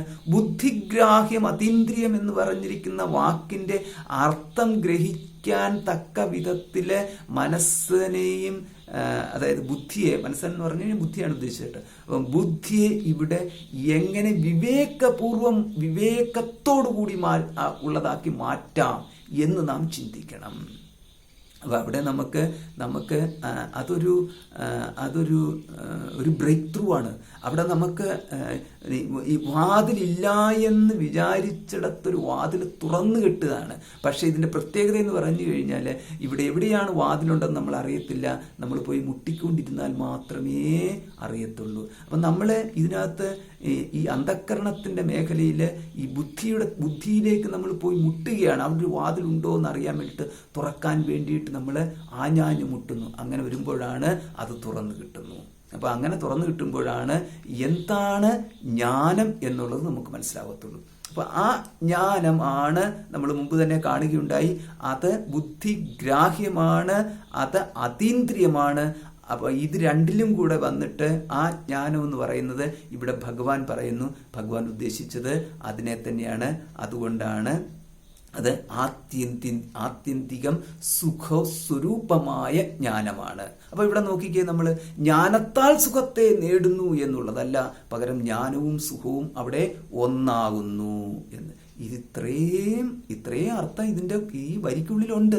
അപ്പൊ ഇത്രത്തോടു കൂടിയിട്ടാണ് ഭഗവാൻ പറഞ്ഞിരിക്കുന്നത് ആ ഒരു വരിയെ. അപ്പൊ അങ്ങനെ വേത്തി, അങ്ങനെയുള്ള അവിടെ വേത്തി എന്ന് പറയുമ്പോൾ പ്രയോഗം നോക്കിക്കേ, വിത്ത് എന്ന് പറഞ്ഞു കഴിഞ്ഞാൽ അറിയുക. വേത്തി അറിയുന്നു, യഹ വേത്തി എന്ന്. യഹ യാതൊരുവനാണോ അറിയുന്നത്, പ്രസന്റ് ടെൻസ്. യാതൊരുവനാണ് വിത്ത് ധാതു, സെക്കൻഡ് കോൺജുഗേഷൻ. അപ്പൊ യാതൊരുവനാണോ യഹ എന്ന്, യഹ വേത്തി അല്ലെങ്കിൽ സഹാ വേത്തി. യാതൊരുവനാണോ അറിയുന്നത് അവൻ അറിയുന്നു. അപ്പൊ യഹ വേത്തി എത്ര. അപ്പോൾ എത്ര എന്നുള്ളതിനകത്ത് നമുക്ക് രണ്ടർത്ഥത്തിലും എടുക്കാം. എത്ര എന്ന് പറയുന്നത് ഏത് ദേശത്തിലാണ് അല്ലെങ്കിൽ ഏത് കാലത്താണ്. അപ്പോൾ ഇവിടെ നമുക്ക് എത്ര എന്നുള്ളിടത്ത് നമുക്ക് ഏത് കാലത്താണ് എന്ന്. അപ്പോൾ എന്തിനാണ് ഏത് കാലത്താണ് എന്ന് പറയുന്നത്? ഏത് കാലത്ത് എന്ന് പറഞ്ഞു കഴിഞ്ഞാൽ അതിനു വേണ്ടിയിട്ട് ഒരുപാട് കാലമൊന്നും കാത്തിരിക്കേണ്ടതില്ല. എപ്പോൾ എന്ന് മാത്രമേ ഉള്ളൂ. എപ്പോൾ അവൻ അറിയുന്നു അപ്പോൾ അവൻ സുഖത്തെ നേടുന്നു. ഇത്രയേ ഉള്ളൂ സംഭവം. അതായത് എപ്പോൾ ഇവൻ കണ്ണു തുറക്കുന്നു അപ്പോൾ ഇവൻ കാണുന്നു. ഇവൻ ഇപ്പോൾ വേണമെങ്കിൽ കണ്ണു തുറക്കാം, അല്ലെങ്കിൽ 10 വർഷം കഴിഞ്ഞ് കണ്ണു തുറക്കാം, അല്ലെങ്കിൽ 1000 വർഷം കഴിഞ്ഞ് കണ്ണു തുറക്കാം. അപ്പൊ എപ്പം കണ്ണു തുറക്കുന്നു അപ്പോൾ കാണുന്നു എന്ന് പറയുന്നത് മാതിരിയാണ്. അതാണ് ബുദ്ധിയുടെ കണ്ണ് എന്ന് പറയുന്നത്. അപ്പൊ ഇവിടെ നമ്മൾ കണ്ണടച്ചിരിക്കുന്ന ബുദ്ധിയും കണ്ണു തുറന്ന ബുദ്ധിയും, അല്ലെങ്കിൽ അടഞ്ഞ ബുദ്ധിയും തുറന്ന ബുദ്ധിയും, ഇത് മാത്രമേ ഉള്ളൂ വ്യത്യാസം ഒരു ജ്ഞാനിയും അജ്ഞാനിയുമായിട്ട്. അല്ലാതെ നമുക്ക് ഇത് ബാഹ്യദൃഷ്ടിയിലുള്ള ഏതെങ്കിലും ഒന്ന്, ഇപ്പം ഇവിടെയൊക്കെ ശരീരമൊക്കെ വിട്ടു, ശരീരവും ഇന്ദ്രിയങ്ങളെ എല്ലാം വിട്ടു. അപ്പോൾ ഇതിലേക്ക് എത്തുന്നതിന് ശരീരവും ഇന്ദ്രിയങ്ങളും വിട്ടു കഴിഞ്ഞാൽ പിന്നീട് ഈ ശരീരത്തിന്റെ മഹിമയിലല്ല ഇത് നിൽക്കുന്നത്. ഉപേക്ഷിക്കപ്പെട്ട ശരീരത്തിന്റെ മഹിമയിൽ പിന്നെന്താ യാതൊരുവനാണ് അതിൽ അഭിമാനം കൊള്ളുന്നത്? ഉപേക്ഷിക്കപ്പെട്ട ശരീരത്തിന്റെയും മനസ്സിന്റെയും മഹിമയിലല്ല, ഉപേക്ഷിക്കപ്പെട്ട മനസ്സിന്മേലും ആരും ഇവിടെ ഒരു മഹിമയിലും ഈ വ്യക്തി മഹത്വം കാണുന്നില്ല എന്ന് പറഞ്ഞാൽ എന്തുകൊണ്ടാണ് മനസ്സിന്റെ മേഖലയിൽ പറഞ്ഞത്? മനസ്സിന്റെ മേഖലയിലാണ് വികാരങ്ങൾ നിൽക്കുന്നത്. അതായത് നമ്മൾ emotions, I am emotionally hurt എന്നൊക്കെ നമ്മൾ പറയുമല്ലോ. അല്ലെങ്കിൽ എൻ്റെ ഇമോഷണൽ വെൽബീയിങ്ങിന് വേണ്ടിയിട്ട്, ഹാപ്പിനെസ്സിന് വേണ്ടിയിട്ട് എന്നൊക്കെ നമ്മൾ പറഞ്ഞുകൊണ്ട് നമ്മുടെ ലോകം എന്ന് പറയുന്നത് ഈ സെൻസ് ഓർഗൻസിൻ്റെയും ഈ ഇമോഷൻ്റെയും ഒക്കെയുള്ളൊരു മേഖലയിലാണ്. അപ്പൊ ആ മേഖലയിൽ നിൽക്കുന്ന ശതകോടികളുടെ മധ്യത്തില് യാതൊരുവനാണോ ഭഗവത് വചനത്തിനനുസരിച്ച് ബുദ്ധിഗ്രാഹ്യം എന്ന് പറഞ്ഞുകൊണ്ട് ഈ മനസ്സിന്റെയും ഇന്ദ്രിയങ്ങളെയും മേഖലകളെ അതിക്രമിക്കാൻ തക്ക വിവേകം കാണിക്കുന്നത് ആ വ്യക്തിയാണ് ധീരഹ എന്ന് കഠോപനിഷത്തിൽ പറഞ്ഞിരിക്കുന്നത്. അപ്പൊ ധീരഹ ആത്മാനം ഇച്ഛന് ആത്മാനം ഇച്ഛന് ഇന്ദ്രിയങ്ങളെ പിൻവലിക്കുന്നവനായിരിക്കുന്നു ആ ധീരൻ എന്നുള്ള പ്രയോഗം കഠോപനിഷത്തിനകത്ത് ഒരു മന്ത്രത്തിലുണ്ട്. പരാഞ്ചിഖാനി എന്ന് പറയാൻ തുടങ്ങുന്ന മന്ത്രത്തിൽ. അപ്പം സുഖമാത്യന്തികം യത്തദ് ബുദ്ധിഗ്രാഹ്യം അതീന്ദ്രിയം വേത്തി യത്ര ന ഏവ അയം സ്ഥിതഃ. അയം സ്ഥിതഃ. അയം ഇവിടെ അയം എന്ന് പറഞ്ഞാൽ ഇവൻ. അപ്പൊ ഇവൻ എന്ന് പറഞ്ഞു കഴിഞ്ഞാൽ അറിയുന്നവൻ, ജ്ഞാനി എന്ന്. അപ്പോൾ അതിനാലാണ് വിദ്വാൻ എന്ന് പറയുന്നത്. അപ്പോൾ അയം വിദ്വാന് സ്ഥിതഃ. എത്ര സ്ഥിതഃ? ഈ അയം വിദ്വാൻ എത്ര സ്ഥിതഃ? ഏത് സമയത്ത് ഈ വിദ്വാൻ നിൽക്കുന്നുവോ, സ്ഥിതഃ തത്വതഃ ന ചലതി എന്ന്. തത്വതഃ ഇവിടെ തത്വതഃ എന്ന് പറഞ്ഞാൽ തത്വസ്വരൂപാത് എന്നെടുക്കണം. അപ്പം തത്ത് അതിന്റെ കൂട്ടത്തില് ഈ തഹ എന്ന് പറഞ്ഞിരിക്കുന്നുണ്ടല്ലോ. അപ്പം തത്വത രണ്ടും കൂടെ ചേർത്തിട്ടാണ് തത്വതഃ എന്ന് പറഞ്ഞത്. ഈ ത്വഹ എന്നവിടെ പറഞ്ഞിരിക്കുന്നത് തസിൽ എന്ന് പറഞ്ഞിരിക്കുന്ന ഒരു പ്രത്യയമാണ്. ഈ ഏത് വാക്കിന്റെ കൂട്ടത്തിലും നമുക്ക് ഈ തസിൽ എന്ന് പറഞ്ഞ് പ്രത്യയം ചേർത്ത് കഴിഞ്ഞാൽ അത് പഞ്ചമി അർത്ഥത്തിൽ കിട്ടും. ഇതാണ്. അപ്പം നമുക്കറിയാവുന്നൊരു വാക്കെടുത്ത് വൃക്ഷ എടുത്തു. ആ വൃക്ഷത്തിന്റെ പഞ്ചമി ശബ്ദം എന്താണ്? വൃക്ഷാത് എന്ന് പറഞ്ഞാൽ അതിന്റെ അർത്ഥം വൃക്ഷത്തിൽ നിന്ന്. ആ വൃക്ഷാത് എന്നതിന് പകരം നമുക്ക് ഈ തസിൽ എന്ന് പറയുന്ന പ്രത്യയം ചേർക്കാം. തസിൽ എന്ന് പറഞ്ഞ പ്രത്യയം ചേർത്ത് കഴിഞ്ഞാൽ അവിടെ നമുക്ക് തസിലിന്റെ തസ് മാത്രമേ നിൽക്കത്തുള്ളൂ, ബാക്കിയുള്ള പോകും. അതുകൊണ്ട് വൃക്ഷ പ്ലസ് തസ്, ഈ സകാരം അവസാനത്തെ സകാരം വിസർഗമാവും നമ്മൾ കാണുകയുണ്ടായി. സജുഷോരുഹു വിസർജനീയ സഹ ഖരാവസാനിയോഹോ വിസർജനീയ എന്ന് പറഞ്ഞിട്ടുള്ള സജുഷോ രു വരുന്നു, ഇറന്നാകുന്നു.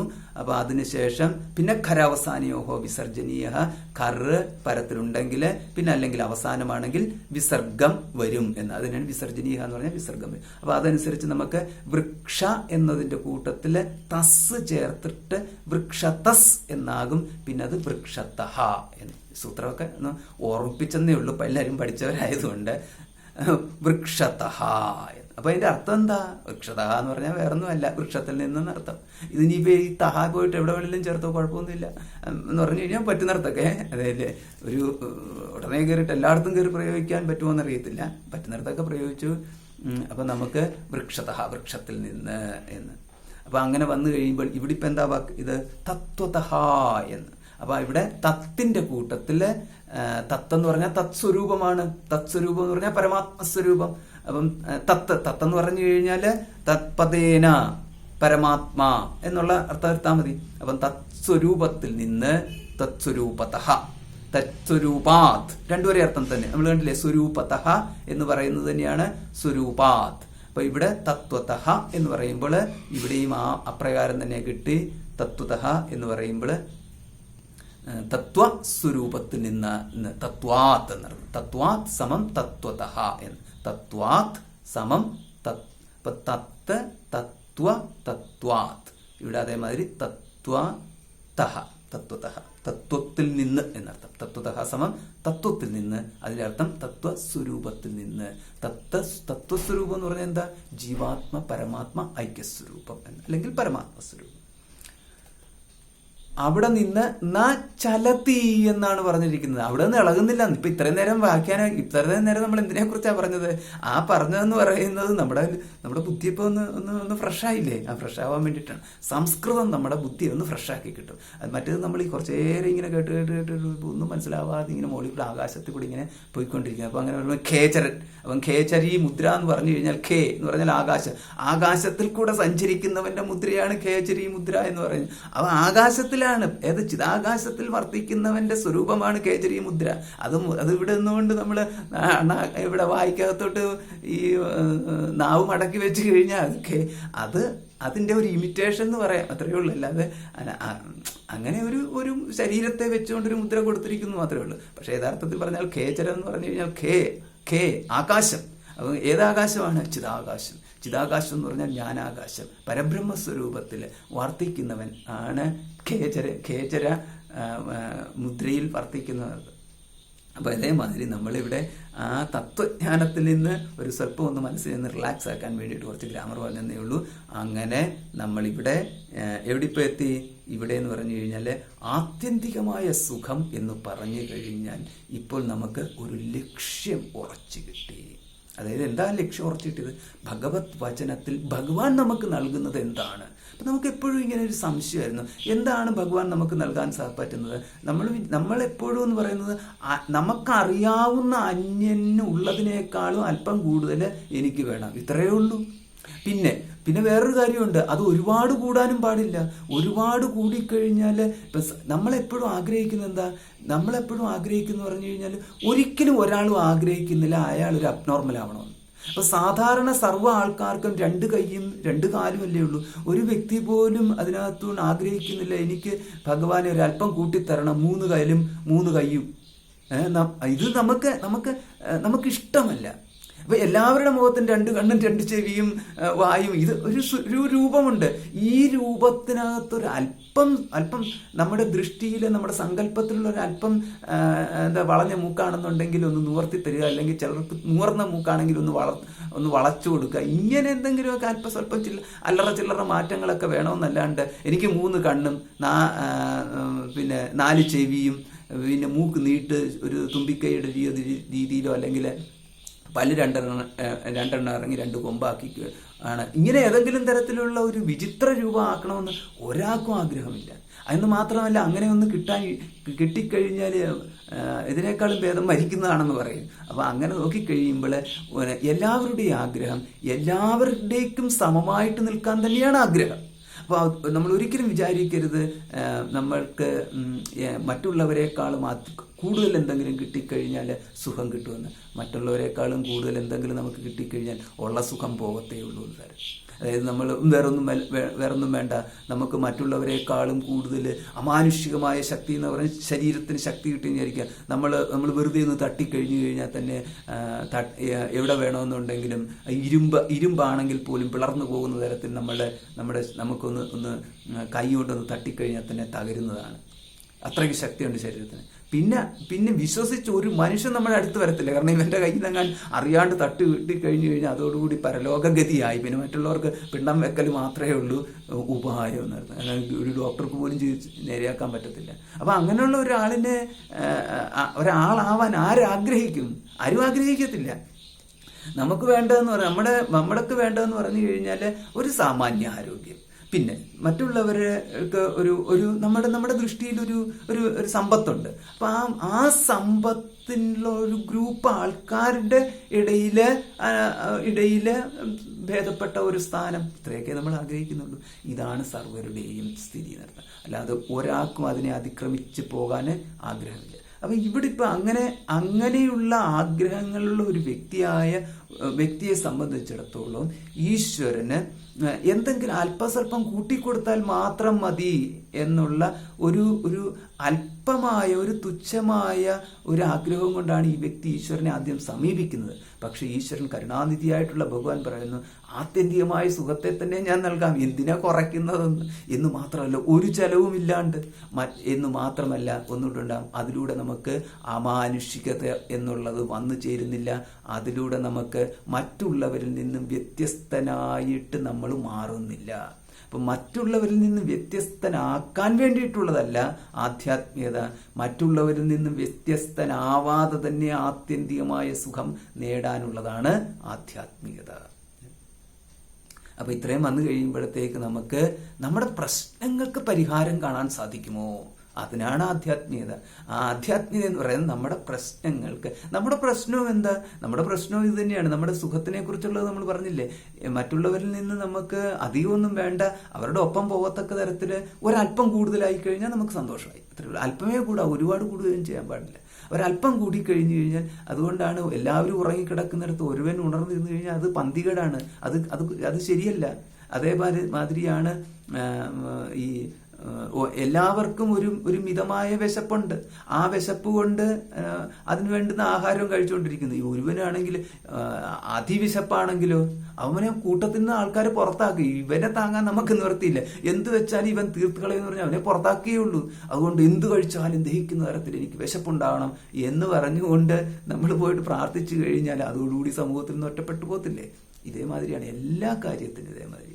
ഇങ്ങനെ ഒറ്റപ്പെട്ടു പോകാൻ ഒരാൾ ആഗ്രഹിക്കാത്തത് കാരണം നമുക്ക് ഇവിടെ ഈ ആധ്യാത്മികതയും നമ്മളെ, ഈ വിവരം നമുക്ക് വേണ്ട വിധത്തിലില്ലെങ്കിൽ ഇത് നമ്മളെ ഭയപ്പെടുത്തി കളയും. കാരണം ആ ഭയപ്പെടുത്തുന്ന ഇതാണ്, എനിക്കെങ്ങാനും കൂടുതൽ ഈശ്വരീയത വന്നു ചേർന്നാൽ സമൂഹം എന്നെ ഒറ്റപ്പെടുത്തി കളയുമോ, മറ്റുള്ളവരെന്നെ അകന്നു മാറുമോ എന്ന്.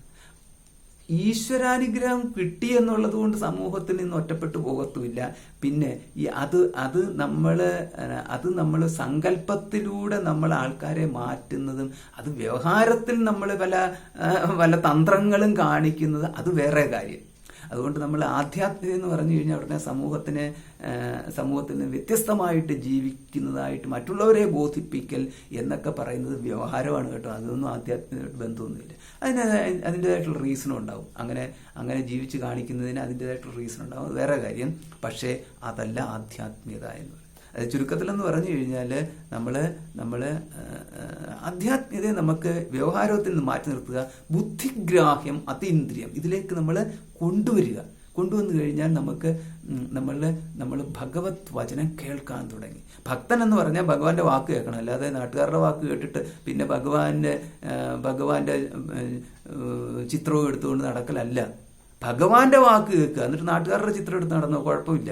അല്ലാതെ നാട്ടുകാരുടെ വാക്കും കേട്ട് ഭഗവാന്റെ ചിത്രം അത് ശരിയാകത്തില്ല. കാരണം വാക്ക് കേൾക്കുന്നത് ഭഗവാന്റെ ആയിരിക്കണം.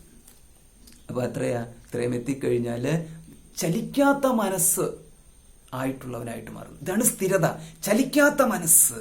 അപ്പൊ ചലിക്കാത്ത മനസ്സ് ബലം പിടിച്ചിട്ട് മൂക്കുറപ്പിച്ചു കഴിഞ്ഞാൽ കിട്ടുന്നതല്ല ചലിക്കാത്ത മനസ്സ് എന്ന് പറയുന്നത്. അതായത് നമ്മുടെ യോഗ പ്രാക്ടീസിൽ അനങ്ങാതെ 5 മിനിറ്റ് അല്ലെങ്കിൽ 10 മിനിറ്റ് അല്ലെങ്കിൽ അരമണിക്കൂർ അനങ്ങാതെ ഒറ്റക്കാലിൽ നിൽക്കുന്നതല്ല ഇവിടുത്തെ അചലത്വം എന്ന് പറയുന്നത്. അവിടെ നിങ്ങൾ ഒറ്റക്കാലിൽ നിൽക്കുന്ന 1 മണിക്കൂർ നിന്ന് കഴിഞ്ഞാലും 3 മണിക്കൂർ നിന്ന് കഴിഞ്ഞാലും പ്രത്യേകിച്ച് വിശേഷമൊന്നുമില്ല. അതല്ല ആധ്യാത്മികത എന്ന്. ആധ്യാത്മികം എന്ന് പറയുന്നത് അചലത്വം നിൽക്കുന്നത് തത്വതഃ എന്നുള്ളതാണ്. തത്വത്തിൽ നിന്ന്, തത്വസ്വരൂപത്തിൽ നിന്ന്, അവിടെ നിന്നാണ് നമുക്ക് ഇളക്കം ഇല്ല എന്ന് പറഞ്ഞു കഴിഞ്ഞാൽ അവനവന്റെ സ്വരൂപം എന്താണെന്ന് വ്യക്തത വന്നു. ആ സ്വരൂപ എന്താണെന്നറിയുമ്പോൾ സ്വരൂപജ്ഞാനമായി. സ്വരൂപജ്ഞാനം എന്ന് പറയുമ്പോൾ അതാണ് സ്വരൂപ സുഖമാണ് സ്വരൂപജ്ഞാനം എന്ന് പറയുന്നത്. ഇങ്ങനെ അറിയുമ്പോഴാണ് നമുക്കിവിടെ പ്രതിഷ്ഠ എന്ന് പറയുന്നത്. ഇതാണ് ആത്മനി പ്രതിഷ്ഠ എന്ന് പറയുന്നത്.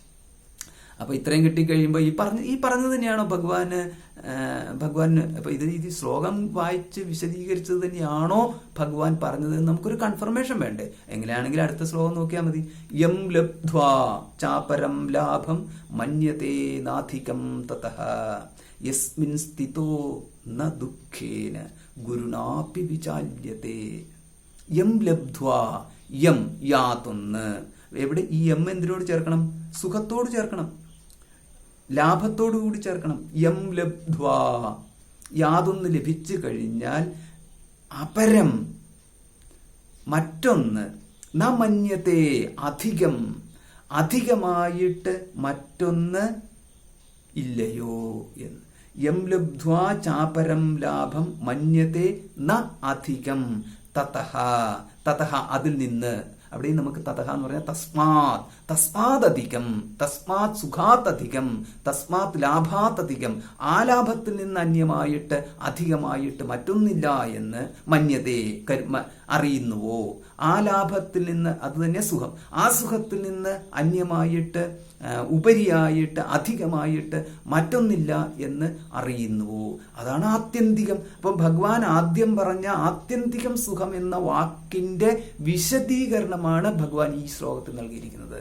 ഈ സംബന്ധം അപ്പൊ ഒന്ന് ആലോചിച്ച് നോക്കിക്കേ, ഭഗവാൻ അവിടെ പറഞ്ഞിരിക്കുന്ന ശ്ലോകത്തിൽ പറഞ്ഞിരിക്കുന്ന വാക്കിന്റെ നിർവചനം നമുക്ക് ഭഗവാന് തന്നിരിക്കുന്നു. ഇതിനെയാണ് കരുണ എന്ന് പറയുന്നത്, കരുണാമയനായിട്ടുള്ള ഭഗവാൻ എന്ന് പറയുന്നത്. അപ്പം വേറൊരു കാര്യം കൂടെ പറയാം, അങ്ങനെയാണെങ്കിൽ ഭഗവാൻ അങ്ങ് അനുഗ്രഹിച്ച് എൻ്റെ ബുദ്ധി നന്നാക്കിയാൽ പോരെ. ഭഗവാൻ പറയുന്നത്, നിന്റെ ബുദ്ധിയെ ഞാൻ അനുഗ്രഹിച്ച് നന്നാക്കത്തില്ല, പകരം ഞാൻ പഠിപ്പിച്ച് നന്നാക്കും. പഠിപ്പിച്ച് നന്നാക്കുന്നതാണ് ഭഗവാൻ, അല്ലാതെ അനുഗ്രഹിച്ച് നന്നാക്കാൻ ഭഗവാന് ഈ തൽക്കാലം ഇപ്പം മെനക്കെടുന്നില്ല എന്ന് നമുക്ക് മനസ്സിലാക്കാം. ഇതാണ് ഈ ഒരു കൺഫ്യൂഷൻ നമ്മൾ മാറ്റണം. നമ്മൾ പറയുന്ന അനുഗ്രഹിച്ച് അങ്ങ് നന്നാക്കിക്കോ, ഞാൻ ഉറങ്ങിക്കിടക്കുമ്പോഴും എന്നെ അനുഗ്രഹിച്ചോ, ഞാനങ്ങ് ഉണർന്നു വരുമ്പോൾ നന്നാകണം. ഭഗവാൻ പറയുന്നത്, ഉറങ്ങിക്കിടക്കുമ്പോൾ നീ ഉറങ്ങിക്കിടന്നാൽ മതി. അനുഗ്രഹിക്കൽ എന്ന് പറയുന്നത് ഞാനത് ഒരു ബോധവുമില്ലാത്തവനെ ഞാൻ അനുഗ്രഹിച്ചോളാം. ഒരല്പബോധം ഉണ്ട് എങ്കിൽ, ഇനി എനിക്ക് ബോധമില്ല എന്ന് പറയാൻ പറ്റത്തില്ല, ഒരല്പബോധം ഉണ്ടെന്നുണ്ടെങ്കിൽ പിന്നീട് ഞാൻ പറയുന്നത് കേട്ട് പഠിച്ചാൽ മതി എന്ന്. അപ്പം അതുകൊണ്ടാണ്, അപ്പം പഠിച്ചാൽ മതി എന്ന് പറയുമ്പോൾ നമുക്ക് ഉടനെ എന്നാൽ ശരി എന്നാ പഠിച്ചേക്കാം അങ്ങനെ പറയുമ്പോൾ എനിക്ക് മനസ്സിലായില്ല, എന്ത് സുഖം ആത്യന്തികം എന്താണെന്ന് മനസ്സിലായില്ല, അപ്പം പഠിപ്പിക്കാം, കുഴപ്പമില്ല. ഇതാണ് സുഖമാത്യന്ത്യം എന്ന് പറഞ്ഞാൽ, യം ലബ്ധ്വാ ചാപരം ലാഭം മന്യത. ഭഗവാനെയാ നമ്മള് ഭഗവാനെയാ പറ്റിക്കാൻ പോകുന്നത്. ഭഗവാൻ ഗുരുണാം ഗുരുവാണ്. ഈ ഭഗവാൻ പഠിപ്പിക്കുന്നത് കണ്ടിട്ടാണ് ബാക്കിയുള്ളവർ പഠിക്കുന്നത്, അല്ലാതെ വേറെ എവിടെ നിന്നും അല്ല. അപ്പൊ ഇതിനകത്ത് ഭഗവാൻ പഠിപ്പിക്കുന്നത് എങ്ങനെയാണെന്ന് നമ്മൾ കണ്ടുപഠിക്കണം. അങ്ങനെ കണ്ടുപഠിച്ചിട്ട് നമ്മൾ പഠിക്കണം, എന്നിട്ട് നമ്മൾ പഠിപ്പിക്കണം. എപ്പോഴാണ് പഠിപ്പിക്കുന്നത്? നമ്മൾക്ക് പഠിക്കാൻ വേണ്ടി പഠിപ്പിക്കണം. അതൊരു ഇമിറ്റേഷനാണ്. പക്ഷെ ആ ഇമിറ്റേഷൻ ചെയ്തുകൊണ്ട് എന്തെങ്കിലും കുഴപ്പമുണ്ടോ? ഒരു കുഴപ്പവുമില്ല. അതുകൊണ്ട് അതൊരു മോശമാണെന്ന് വിചാരിക്കരുത്. പഠിക്കാൻ വേണ്ടി പഠിപ്പിക്കണം. അതുകൊണ്ടാണ് നമ്മളൊന്ന് എഴുതി നോക്കിക്കേ, എഴുതുമ്പോൾ നമുക്ക് മനസ്സിലാകും നമ്മൾ ഇത് കേട്ടപ്പം ഇത് കേട്ടുകൊണ്ടിരുന്നപ്പം ഇത് കേട്ടില്ലല്ലോ, പക്ഷെ ഇപ്പൊ എഴുതാൻ തുടങ്ങുമ്പോൾ കേൾക്കുന്നു.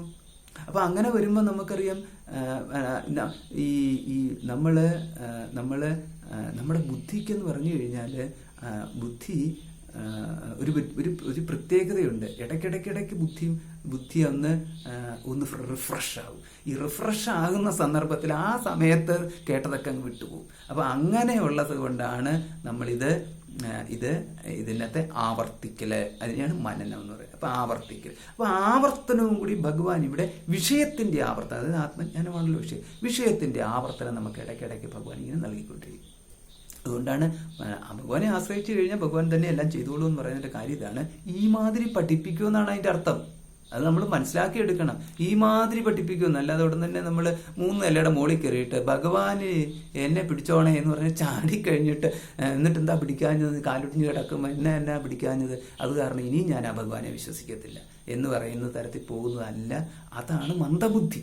അതല്ല ഇവിടുത്തെ ഭഗവാൻ ഇവിടെ നൽകുന്നത്. ഭഗവാൻ ഇവിടെ പഠിപ്പിക്കുന്നു പറഞ്ഞാൽ നന്നായിട്ട് പഠിക്കണം. യസ്മിൻ സ്ഥിതോ ന ദുഃഖേന, യാതൊന്ന്. അപ്പൊ ഉടനെ ഇപ്പം കാലുടിയുന്നതിന്റെ കാര്യം പറഞ്ഞില്ലേ, അപ്പൊ അവിടെ തന്നെ ഭഗവാന്റെ ഈ വിശദീകരണം നോക്കിക്കേ. യസ്മിൻ സ്ഥിതഃ, യാതൊന്നിൽ സ്ഥിതി ചെയ്താൽ, ന ദുഃഖേന, ഗുരുണാ ദുഃഖേന, ഗുരുണാ അതികഠിനമായിട്ടുള്ള, ഗുരു എന്ന് പറഞ്ഞു കഴിഞ്ഞാൽ വളരെ വളരെ ദൃഢമായിട്ടുള്ള, കഠിനമായിട്ടുള്ള, ഗുരുത്വമുള്ള, അതായത് നമുക്ക് തീവ്ര സ്വഭാവത്തെ കാണിക്കുന്നതാണ് ഗുരുശബ്ദം. അപ്പം തീവ്രതയുള്ളതായ ദുഃഖം പോലും ഏതൊന്നിൽ സ്ഥിതി ചെയ്താൽ, ഇവിടെ നമുക്ക് നോക്കിക്കേ, സുഖത്തിൽ സ്ഥിതി ചെയ്യുന്ന എനിക്ക് ദുഃഖം വരുമെന്നാണോ ഭഗവാൻ പറയാൻ തുടങ്ങുന്നത്? കാരണം പകുതിയെ നമ്മൾ കേട്ടല്ലോ, ബാക്കി നമുക്ക് നോക്കാം. ദുഃഖേന ഗുരുണാപി ന വിചാല്യത്തെ എന്ന്, ഇളകുന്നില്ല എന്ന്. സമാധാനമായി. കാരണം കടുത്ത ദുഃഖം വന്നാൽ പോലും ഈ ആത്യന്തികമായ സുഖത്തിൽ സ്ഥിതി ചെയ്യുന്നവന് ഇളക്കം വരുന്നില്ല. അപ്പൊ ഇതെങ്ങനെ സാധ്യമാകുന്നു? നമുക്ക് സുഖമുള്ളപ്പോൾ സുഖമല്ലേ വരത്തുള്ളൂ. അതിനകത്ത് എങ്ങനെയാണ് ദുഃഖം കയറി വരുന്നത്? ദുഃഖം കയറി വന്ന സുഖത്തിന്റെ അളവ് കുറയല്ലേ ചെയ്യുക എന്ന് പറഞ്ഞു കഴിഞ്ഞാൽ സുഖമുണ്ട്, പക്ഷെ ദുഃഖം കടന്നു വന്നു കഴിഞ്ഞപ്പോൾ ദുഃഖ സമ്മിശ്രമാണ് ജീവിതം. നമ്മൾ ഉടനെ ഫിലോസഫറുമായി. അതല്ല ഇവിടെ പറഞ്ഞത്. എന്ന് പറഞ്ഞാൽ ഇവിടെ ആത്യന്തികമായ സുഖം ബുദ്ധിഗ്രാഹ്യവും ഇവിടെ ദേഹത്തിന്റെയും മനസ്സിന്റെയും ഇന്ദ്രിയങ്ങളുടെയും മേഖലയിലാണ് ദുഃഖത്തിന്റെ സ്ഥിതിയും. രണ്ട് തലത്തിലാണ് സ്ഥിതി. ഒന്നിവിടെ നിൽക്കുന്നു, പരമജ്ഞാനത്തിൽ നിൽക്കുന്നു, മറ്റേത് ഇവിടെ നിൽക്കുന്നു, അല്പജ്ഞാനത്തിൽ നിൽക്കുന്നു. അപ്പൊ അല്പജ്ഞാനത്തിന്റെ മേഖലയിലാണ് ഏതു തരത്തിലുള്ള സുഖമുണ്ടെങ്കിലും അല്പജ്ഞാനത്തിന്റെ മേഖലയിലാണ് നിൽക്കുന്നത്. അത് പരമജ്ഞാനമായിട്ടുള്ള പൂർണ്ണജ്ഞാനത്തിന്റെ തലത്തിലേക്ക് കടന്നു വരുന്നില്ല. ഈ വ്യക്തി പ്രതിഷ്ഠിക്കപ്പെട്ടിരിക്കുന്നത് പരമജ്ഞാനത്തിലാണ്. ഏതാ പരമജ്ഞാനം? പരമാത്മസ്വരൂപം, തത്വ എന്നുള്ള നമ്മൾ പ്രയോഗം കണ്ടില്ലേ, തത്വതഃ എന്ന് പറഞ്ഞില്ലേ. തത്വത്തിൽ പ്രതിഷ്ഠിക്കപ്പെട്ടിരിക്കുന്നതാണ് വ്യക്തി. ഉടനെ ഇതൊക്കെ സാധ്യമാകുന്നതാണ്. ഇതൊക്കെ ചുമ്മാ വാക്കുകൊണ്ട് ഇങ്ങനെ പറയുന്നത്.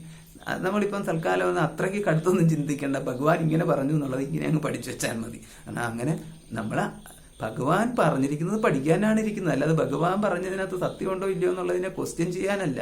അത് നമ്മൾ ഭഗവാൻ അവസാനം പറയുന്നുണ്ട്, ഏതത് വിമർശിക്കുക എന്ന് പറഞ്ഞാൽ അതിനെ വിമർശിക്കാൻ എന്ന് പറഞ്ഞാൽ നമ്മൾ മലയാളത്തിൽ ഒരു വാക്കും പഠിച്ചു വെച്ചിട്ടുണ്ട്. വിമർശിക്കുക എന്ന് പറഞ്ഞു കഴിഞ്ഞാൽ നമ്മൾ അവിടെ തന്നെ ക്വസ്റ്റ്യൻ ചെയ്യുക എന്നുള്ളത്, അല്ലെങ്കിൽ കണ്ടംനേഷൻ എന്നുള്ള രീതിയിൽ, അല്ലെങ്കിൽ ഏതെങ്കിലും തരത്തിൽ ഇതിനെ അറഗൻസ് ആയിട്ട് വയലൻസ് ആയിട്ട് ഇതിനെ അപ്രോച്ച് ചെയ്യുക എന്നുള്ളത്. അതല്ല വിമർശിക്കുക. വിമർശിക്കുക എന്ന് പറഞ്ഞാൽ വിചാരിക എന്നർത്ഥം.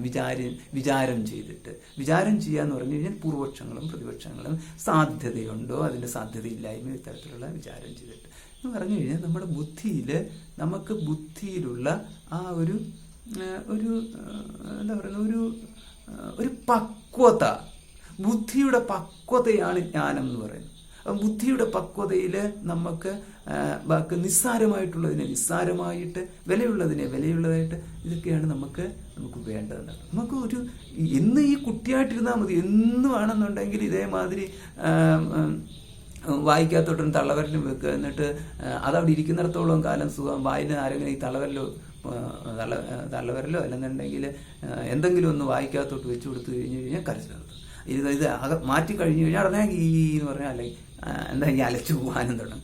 അതല്ല, അത് കുട്ടിത്തം. ഈ മനുഷ്യനായി കഴിഞ്ഞ് കുറച്ച് പ്രായമൊക്കെ ആവണ്ടേ എന്നർത്ഥം. ഇതെനിക്ക് എന്തെങ്കിലും എനിക്ക് സുഖാനുഭവത്തിന് എന്തെങ്കിലും ഇങ്ങനെ കിട്ടിയാൽ ഞാൻ സുഖമായിട്ടിരിക്കും. അല്ലെങ്കിൽ വീണ്ടും പഴയ മാതിരി അലയ്ക്കാൻ തുടങ്ങും, കരയാൻ തുടങ്ങും. അപ്പോൾ അതാണ് കുട്ടിത്തം എന്ന് പറയുന്നത്. ഈ കുട്ടിത്തം ഇത്രയും കാലമായിട്ട് മാറ്റാൻ നമുക്ക് മനസ്സില്ല എന്നർത്ഥം. അത് നമ്മൾ ഇത്രയ്ക്ക് ഇഷ്ടപ്പെട്ടു പോകും. ഈ കുട്ടിത്തം ഇഷ്ടപ്പെട്ടു പോകും. പക്ഷെ കുട്ടിത്തത്തിലാണല്ലോ പഠിത്തം നിൽക്കുന്നത്. അത് ഇഷ്ടപ്പെട്ടല്ല. ഇതിനകത്ത് ഈ കാണുന്ന സാധനങ്ങളെല്ലാം എടുത്ത് വായിക്കകത്ത് വെക്കാനുള്ള അതെനിക്ക് ഇഷ്ടമാണ്. പക്ഷെ അതിനകത്ത് ഈ തറാപറ പണ്ട് കാലത്ത്, ഇപ്പോഴത്തെ പിന്നെ തറാപറ ഇല്ലാതാക്കി വേറെന്തൊക്കെയാണെന്ന് തോന്നുന്നു, എന്താണെന്ന് എനിക്കറിയില്ല, വേറെന്തോ ആണ്. അപ്പം അത് നമുക്ക് ഇഷ്ടവുമല്ല. അപ്പോൾ ഇവിടെ ഭഗവാൻ പറയുന്നത്, ആ തരത്തിലുള്ള ഈ ബാലിശമായ ചാപല്യത്തിൽ നിന്ന് ഒരുവൻ പുറത്തു വരും. പുറത്തു വന്നിട്ട് ഉള്ള ദൃഷ്ടിയാണ്. ചാപല്യത്തിൽ നിന്ന് പുറത്തു വരുന്നത് ജ്ഞാനത്താലാണ്. ചാപല്യത്തിൽ നിന്ന് ബാലിശത്തിൽ നിന്ന് പുറത്തു വരുന്നത് ജ്ഞാനത്തിലാണ്. ആ ജ്ഞാനത്തിന്റെ ദൃഷ്ടിയിൽ നോക്കിക്കഴിയുമ്പോഴാണ് യസ്മിൻ സ്ഥിതഃ എന്ന് പറയുന്നത്. അപ്പൊ ജ്ഞാനത്തിൽ പ്രതിഷ്ഠിക്കപ്പെട്ടവനായിട്ട് നിന്നിട്ട് ന ദുഃഖേന ഗുരുണാ, അത്യധികമായ ദുഃഖം വന്നാൽ പോലും ഇളകാത്തവനായിട്ട്. നിങ്ങൾ എന്ത് വേണമെങ്കിൽ പറഞ്ഞു, പക്ഷെ ഞാൻ ഇളകത്തില്ല. നിങ്ങൾ എന്ത് വേണമെങ്കിൽ ചെയ്തു, ഞാൻ ഇളകത്തില്ല. ഒരു ഉറപ്പ്. അതിൻ്റെ അർത്ഥം എന്ന് പറഞ്ഞു കഴിഞ്ഞാൽ മറ്റുള്ളവരെ പറയാൻ സമ്മതിക്കണമെന്നോ ചെയ്യാൻ സമ്മതിക്കണമെന്നല്ല, അത് വേറെ കാര്യം. അത് വ്യവഹാരത്തിൽ നമ്മൾ കാണുകയുണ്ടായി. ഭഗവാൻ ഇത് പറയുമ്പോൾ അതൊരർത്ഥത്തിൽ ഇത് നമ്മൾ മറ്റുള്ളവരടുത്ത് പോയിട്ട് നെഞ്ചും വിരിച്ച് കാണിച്ചിട്ട് നിങ്ങൾ എന്ത് വേണമെങ്കിലും ചെയ്തു എന്ന് പറഞ്ഞു കൊടുക്കുന്നൊന്നുമില്ല കേട്ടോ. അവിടെ എന്ന് പറഞ്ഞു കഴിഞ്ഞാൽ തംവിദ്യ അല്ല, നമ്മൾ യോഗ കർമ്മസു കൗശലഹ തുടങ്ങിയിട്ടുള്ള വാക്യങ്ങളുണ്ട്. കർമ്മസു കൗശലഹ എന്ന് പറഞ്ഞു. അതുപോലെ തന്നെയാണെങ്കിൽ യുക്താഹാര വിഹാരസ്യ യുക്തചേഷ്ടസ്യ കർമ്മസു എന്നൊക്കെ പറഞ്ഞിട്ടുണ്ട്. അത് കാരണം നമ്മൾ ഈ എന്തെങ്കിലും ഒന്ന് കേട്ടതിന് ശേഷം ഉടൻ തന്നെ മറ്റുള്ളവരോട് ഗുസ്തിക്ക് പോയിട്ട് നിങ്ങൾ എന്ത് വേണമെങ്കിൽ പറ, ഞാൻ ഇളകത്തില്ല എന്ന് പറഞ്ഞുകൊണ്ടിരിക്കാൻ വേണ്ടിയിട്ടുള്ളതല്ലിത്. അതൊക്കെ വ്യവഹാരത്തിൽ എങ്ങനെയൊക്കെ പെരുമാറണമെന്നുള്ളത് വീണ്ടും ഭഗവാൻ പല പ്രാവശ്യം പല രീതിയിലും പറയുന്നുണ്ട്. അതുകൊണ്ട് ഇത് വ്യവഹാരത്തിൽ പോയിട്ട് മറ്റുള്ളവരുമായിട്ട് ഇമോഷണൽ ഇഷ്യൂസ്, ഒരു ക്ലാഷ്, എപ്പോഴും ഇങ്ങനെ വാളെടുക്കൂ നമുക്ക് പടവെട്ടാം എന്ന് പറഞ്ഞുകൊണ്ടിരിക്കുന്ന ആ ഒരു സ്വഭാവത്തിലുള്ളവർക്ക് ഇത് കേട്ട് തുടർന്ന് തന്നെ അതിൽ ഇതും കൊണ്ട് ഓടും.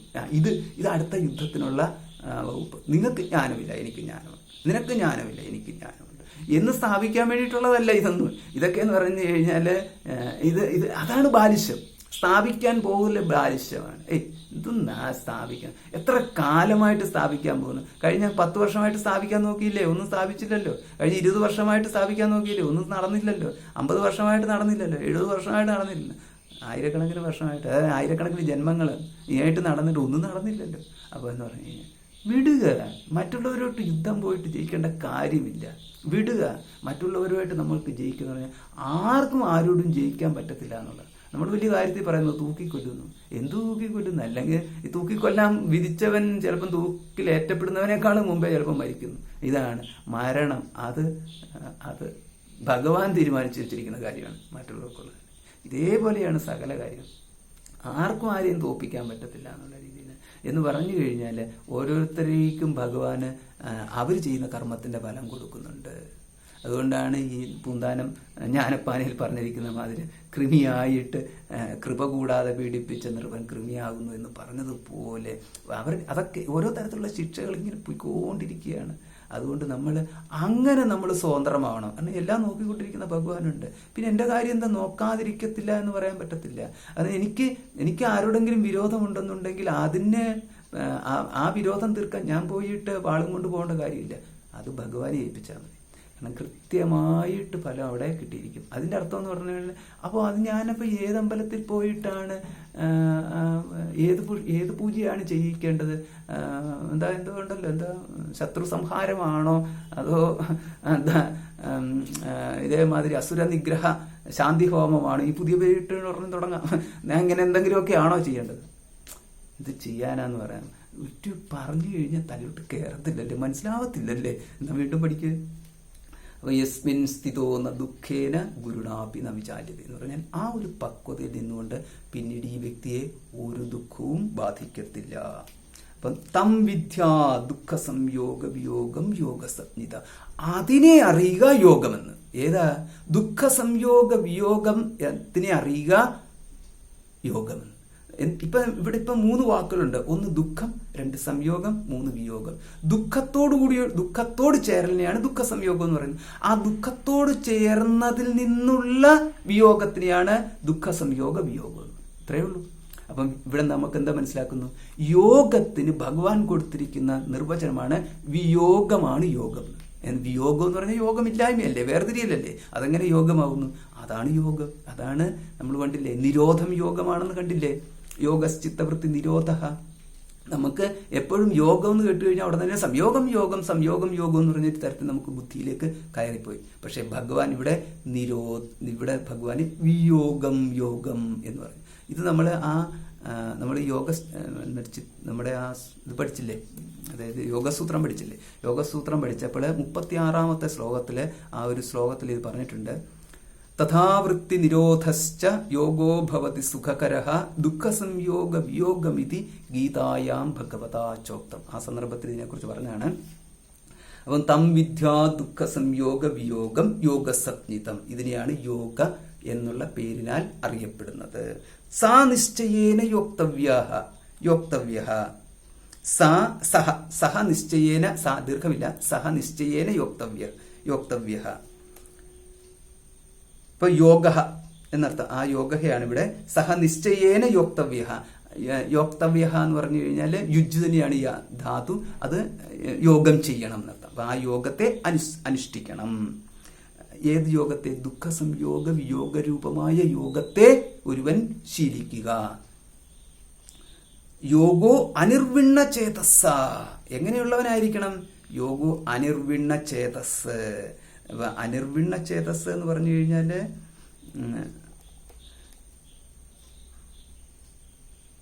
അതായത് വിരക്തിയോട് കൂടിയിട്ടുള്ളവനായിട്ട് ഈ യോഗത്തെ അനുഷ്ഠിക്കുക എന്നർത്ഥം. അതാണ് അനിർവിണ്ണ ചേതസ് എന്ന് പറഞ്ഞാൽ വിവേകവും വിരക്തിയും ഇതിൻ്റെ ആവശ്യമാണ്. ഇത് പഠിച്ചപ്പോഴാണ് നമ്മൾ ഇതിൻ്റെ തുടർച്ചയായിട്ട് യതമാന വൈരാഗ്യത്തെക്കുറിച്ചുള്ള ഒരു വിശദമായിട്ടുള്ള കുറച്ചേറെ വൈരാഗ്യങ്ങളെക്കുറിച്ചൊക്കെ പഠിച്ചത് എന്ന് പറഞ്ഞു കഴിഞ്ഞാൽ ഇവിടെ വൈരാഗ്യം എന്ന് പറഞ്ഞാൽ ഈ ദുഃഖ സംയോഗ വിയോഗത്തിന് നമുക്ക് വൈരാഗ്യം ആവശ്യമാണ്. അപ്പൊ ദുഃഖ സംയോഗം ജനിപ്പിക്കുന്നത് വിഷയവിഷയി സംബന്ധമാണ്. ആ വിഷയവിഷയി സംബന്ധത്തോട് നമ്മൾ വിവേകപൂർവമായ വൈരാഗ്യം, വിവേകപൂർവമായിട്ട് ഇതിനെ മാറ്റലാണ് വൈരാഗ്യം എന്ന് പറയുന്നത്. വൈരാഗ്യം വിവേകം ഇല്ലാതെയുള്ള വൈരാഗ്യം ദുഃഖം ജനിപ്പിക്കുന്നതാണ്. പക്ഷേ വിവേകത്തോടു കൂടിയ വൈരാഗ്യത്തിനെയാണ് വിരാഗത എന്ന് പറഞ്ഞാൽ ആവശ്യമില്ലാത്തത് കൊണ്ട് ഉപയോഗിക്കുന്നില്ല എന്നുള്ളതാണ്. ആവശ്യമുണ്ട്, അത് അയിലുമുണ്ട്, പക്ഷേ ഉപയോഗിക്കാൻ നമ്മൾ സാധിക്കാത്ത വണ്ണത്തിൽ നമുക്ക് ആരെങ്കിലും തടസ്സം തന്നാൽ ദുഃഖമേ ഉണ്ടാവത്തുള്ളൂ.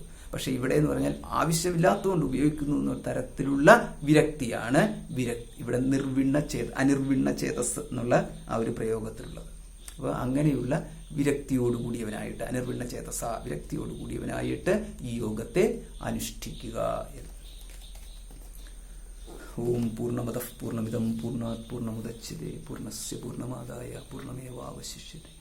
ഓം ശാന്തി ശാന്തി ശാന്തി. ഹരി ഓം. ശ്രീ ഗുരുഭ്യോ നമഃ. ഹരി ഓം.